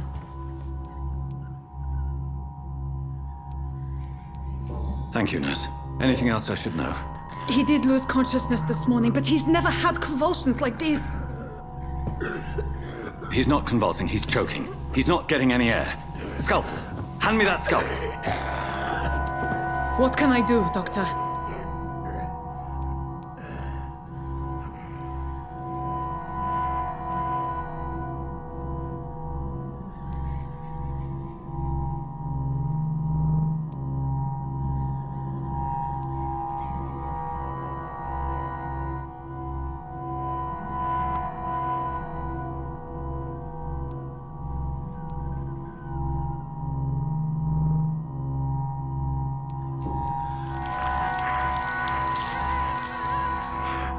I need to perform a tracheostomy. Short pipe. That rubber tube will do. We're going to cut a passage for air through the neck. Yes, Doctor. He's breathing again, but he's coughing up blood. Internal hemorrhaging. I need to make another incision into the chest cavity to drain the fluids from the lung. Prepare another tube. A thoracostomy? Doctor, we've nothing to fight the infection. We need an aseptic environment.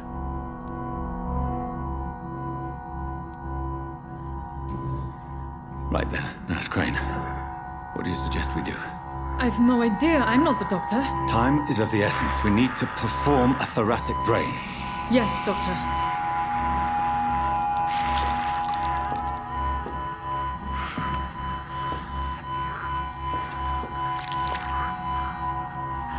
He's still bleeding, Doctor.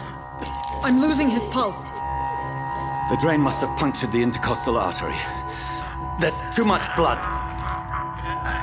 Are you all right, Doctor?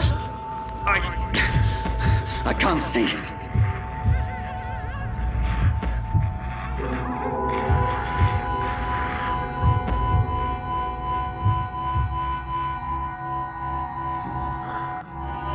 I must first suture the artery. Find the wound. The source of the blood. Needle and thread, Doctor.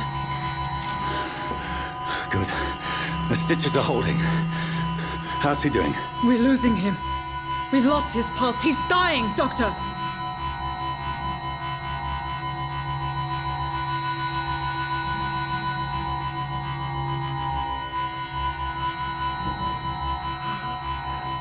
A dose of epinephrine, now. Yes, Doctor.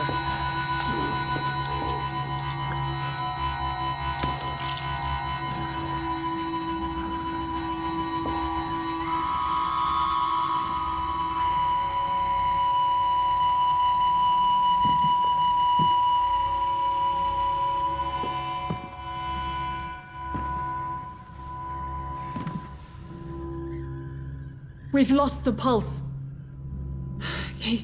He's gone, Doctor. Nurse, we did everything we could. Truly? Everything you could. Is that how you'll report this in your log? Is this how the war went? Piling up one poor corpse beside the next? This was not an influenza-induced seizure. I've never seen symptoms like these on the continent. Neither have I. But the previous symptoms leading up to this attack were the same, indistinguishable from the epidemic. No. There was something more vile in these reactions. Something primitive. There have been numerous reports of mental breakdowns caused by the fever that accompanies the flu itself, Doctor. Yes, but... I'd best take some samples of the blood for analysis.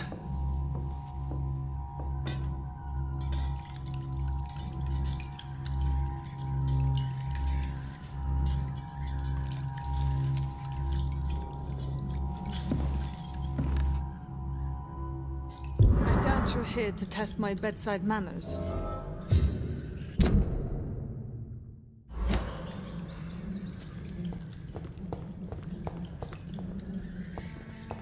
To what do I owe this courtesy?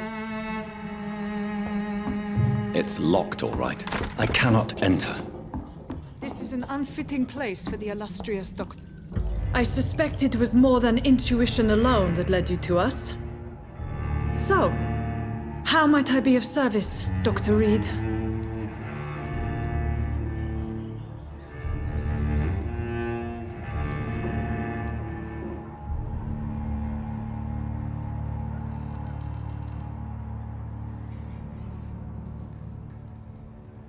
I've come to put an end to this insufferable blackmailing, Dorothy. Doctor, you think your warnings scare me? I've stolen and plied, blackmailed and lied, but what else am I to do? I'm all these people have.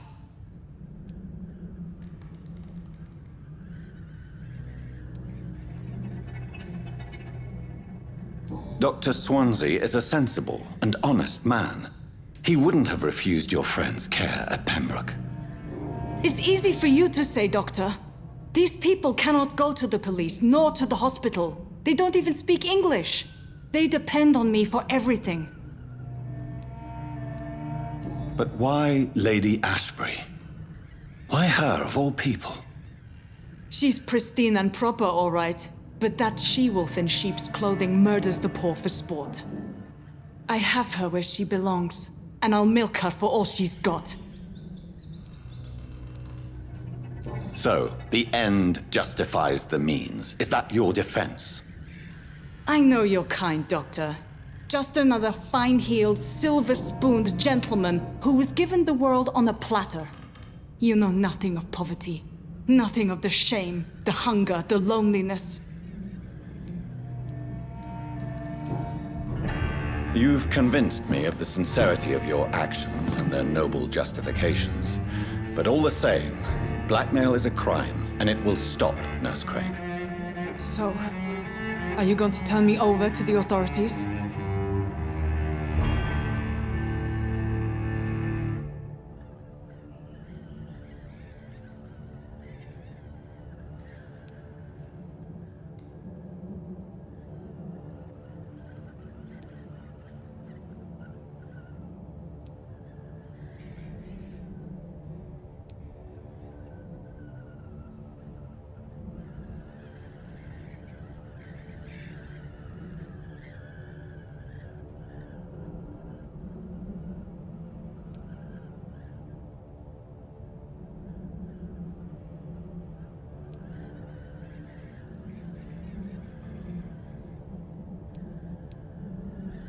Listen very carefully, Dorothy.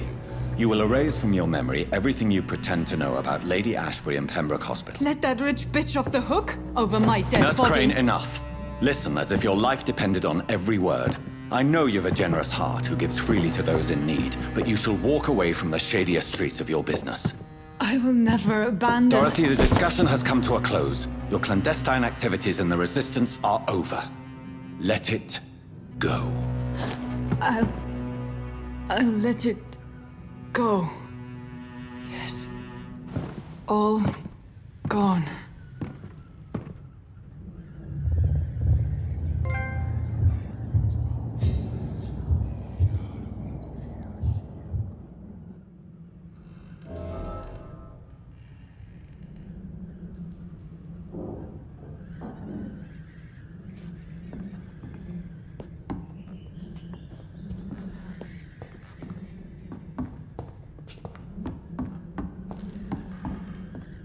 It's locked.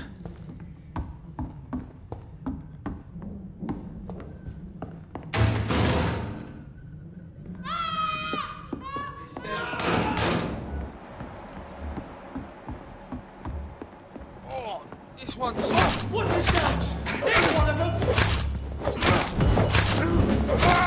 Fuck, it's fast!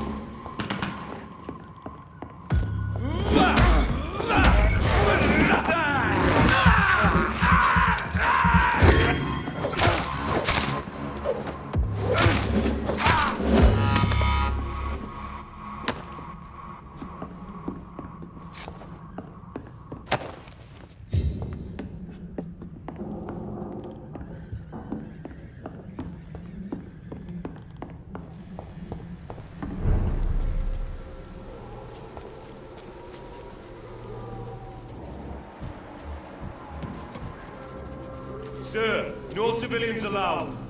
It's a leech!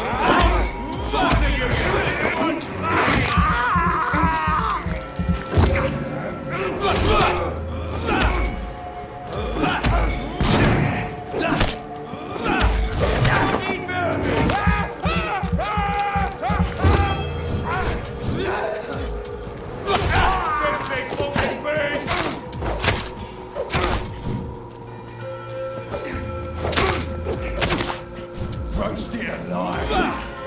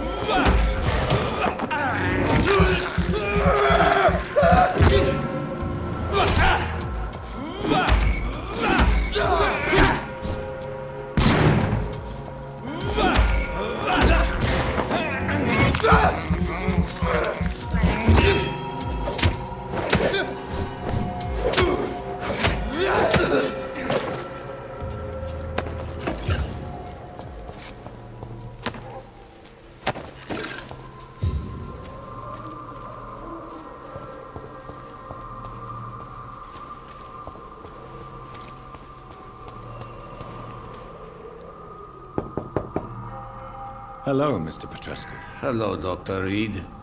Come on in.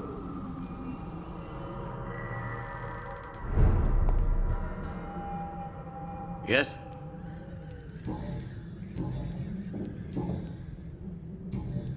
Goodbye, Mr. Petrescu.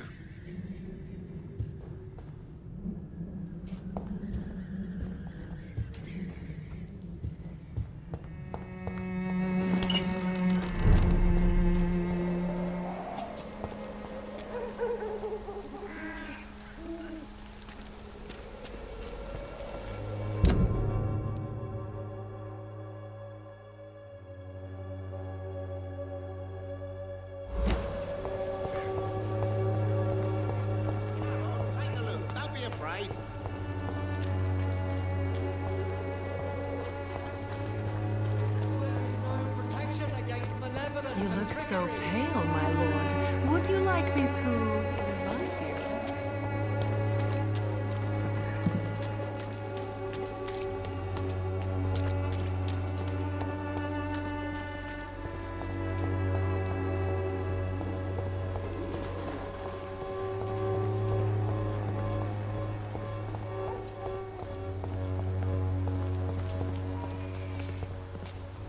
Hello again, miss. Tell me about Richard Nethercott. I understand he is quite fond of you, Camellia. Very well. Goodbye, then.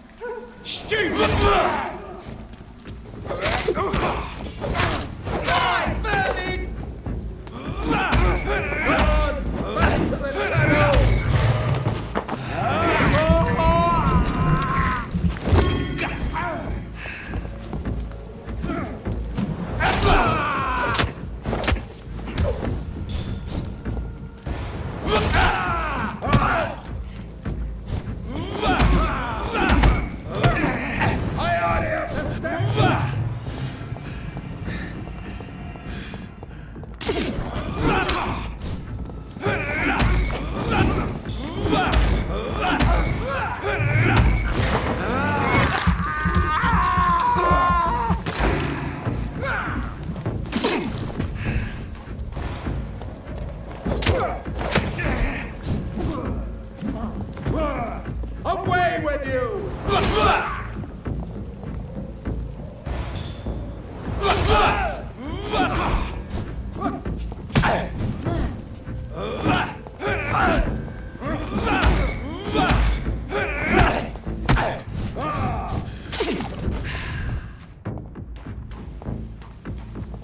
I shall fear no evil.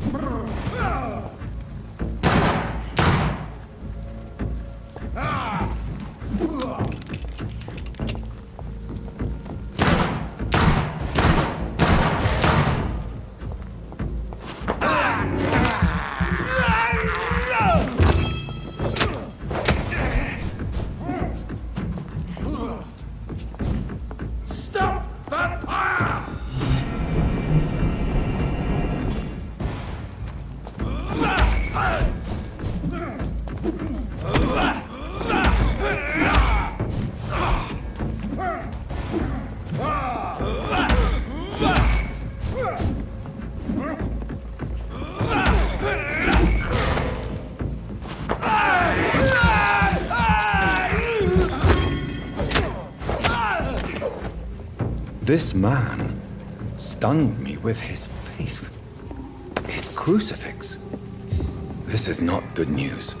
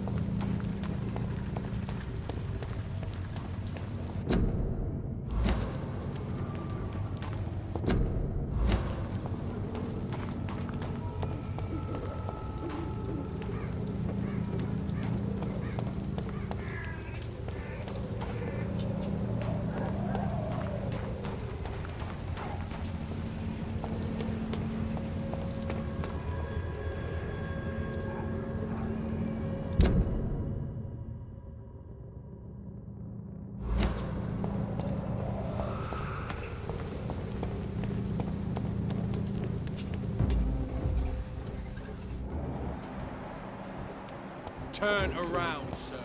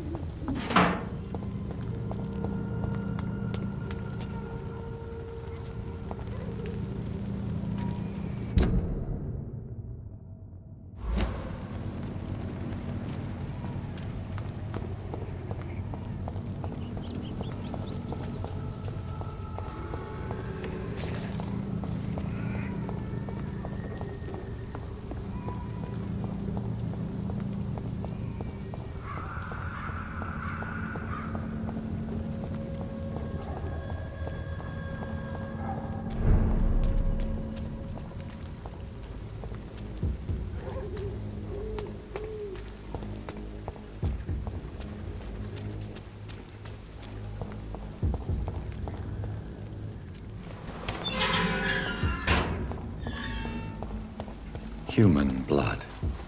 Whoever left these marks did so deliberately.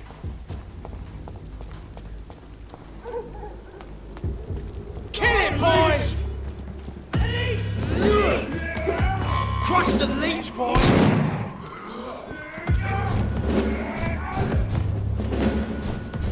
Die, burning! That's what you do with leech! The leech has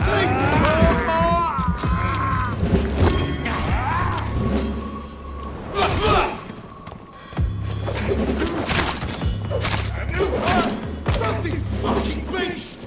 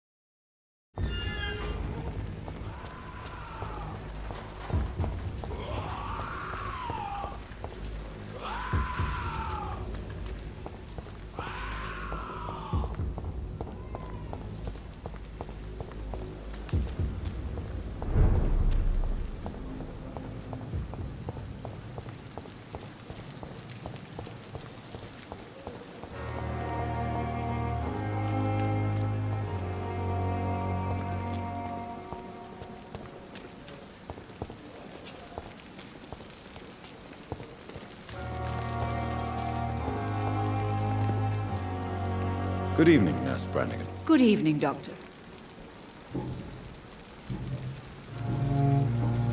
Goodbye, Nurse. Call me if you need assistance.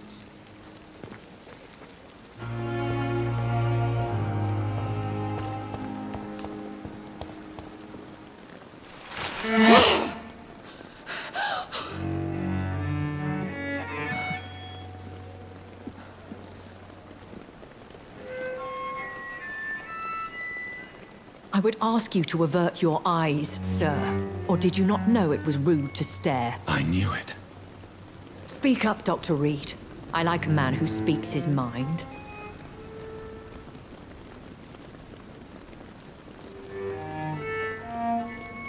You killed him. He trusted you. And you killed him. Spare me your sarcasm, Jonathan. You are but newly born in this world.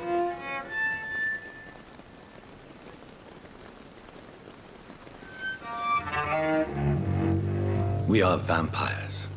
We live by leeching the blood from weaker prey. We are Darwin's next chapter. His cynical and perhaps ultimate expression. The situation is somewhat awkward nonetheless.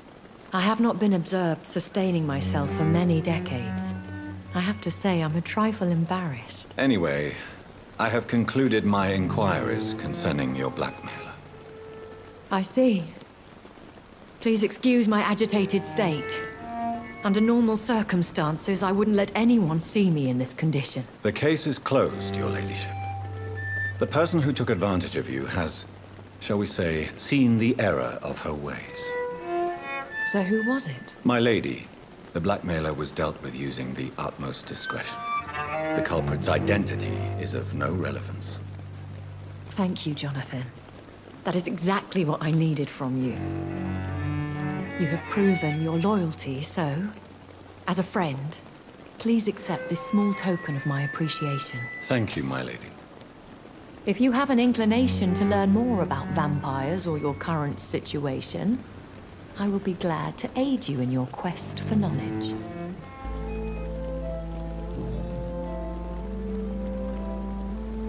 I don't understand.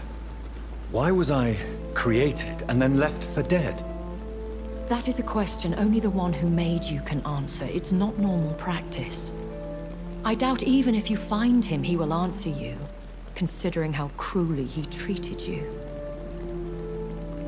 So me being a vampire could have been a mistake. I very much doubt it, Jonathan. Contrary to the legends, it is not as simple to make another vampire by just biting someone. I'd like to avoid creating another vampire by mistake anyway. Tell me, how is it done? The process is dangerous. It could even kill your potential progeny. If you did decide to sire an offspring, they must drink of your blood, Jonathan. I've been hearing a voice talking in my head. Is this some kind of insanity? It feels like the voice of the vampire that created me. Hush. Tell no one this. It would be unwise to talk of such things amongst British immortals. Speak no more of your maker. How could this cause offense? Only the powerful immortals can mentally call to their progeny. No vampire or hunter will sleep easy, knowing that an unidentified elder is stalking the streets of London. Excuse my forwardness, but are you my maker? Me? Goodness, no. Only a foolish immortal would create a progeny without taking precaution, and I'm no fool. A vampire? Is that what I am? What we are? Such a crude word, defined by penny dreadfuls and drunken hacks. No. You are now an Ekon, and that you shall remain. Are you an Ekon too? Yes, I am. We are the closest thing to what man refers to as vampires. Forget what you think you know about us. So we are Ekons. How How can I identify us amongst other vampires? How to put it? All Ekon are vampires. But all vampires are not Ekon. We are but a branch of the immortal tree.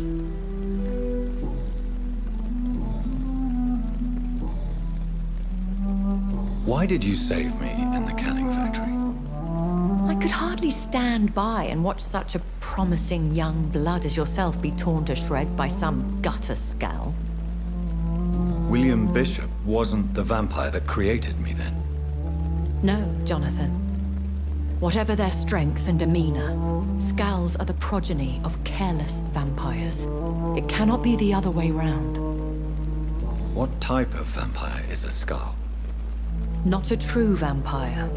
The deformed offspring of lesser vampires. It is a shame these creatures run wild, slaves to their baser instincts. Why does Dr. Swansea allow you to feed on the patients of the hospital? Dr. Swansea is a good and compassionate man. He is trying to find a solution for our hunger. Until that happens, he is clever enough to understand that I only feed upon the dying. What do you know about this Brotherhood of St. Paul's Stole? The Brotherhood is well known amongst London vampire society. As long as our kind is discreet, and as long as they do not interfere, we have come to a mutual understanding. And no one suspected you of the murders? As you well know, suspicion has recently fallen on me of killing for pleasure. But you have my word, Jonathan. I take no pleasure in taking a life. I know this is beyond the pale, but may I inquire your age? Really? And I thought you were gentlemen. If you must know, I'm 27. I've been 27 for a long time now, and 27 I shall remain. Very well. But I believe there is more to this than you are saying. A lady has to have some secrets. And who bestowed upon you this eternal youth? My maker. He left this isle a long time ago.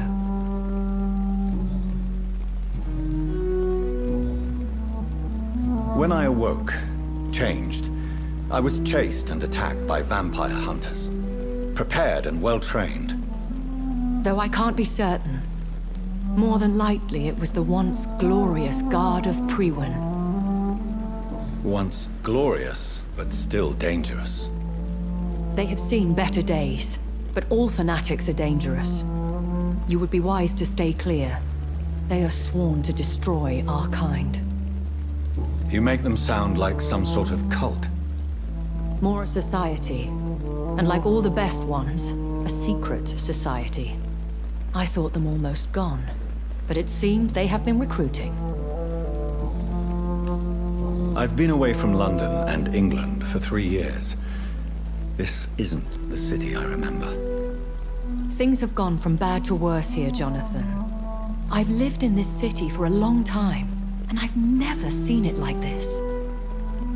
The Spanish flu has hit London that bad. Yes, but it's not just that. I've heard things. Things I've not heard for a very, very long time. There are whispers in the shadows. Something far worse than the Spanish flu is here in the city. What is it you fear? Fear has long since flown this form. But there is something malevolent circling us. I feel fear is merely waiting in the wings. Are there many vampires here in London? Immortals are of a rare breed, and we often tend to hide. But you may occasionally meet some of us at night. Do you know any of them? Have you an idea of the identity of the vampire who attacked me? You mean your maker? No, Jonathan, I have no clue. But I fear he or she is as careless as cruel. To let you discover your new condition by yourself. What do you mean? Every now and then, You may discover an immortal in the deep of the night, but we are a rare and reclusive breed. Our progeny is almost never accidental. Will they all be as affable as you, my lady? I do not see why not. But remember, even the shark smiles before he bites. That sounds like a lesson from experience. Vampire politics are as intricate and sometimes tedious as a game of chess in a gentleman's club. I've learned from experience it is best to decline to play. I bid you farewell, for now, my lady. I must quickly analyze the blood I took from Nurse Crane's patient.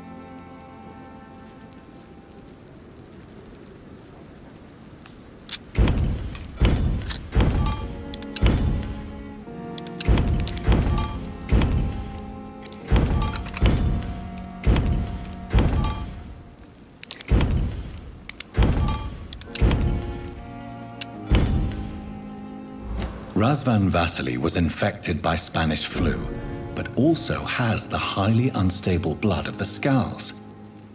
Is the London vampire epidemic transmitted through the flu?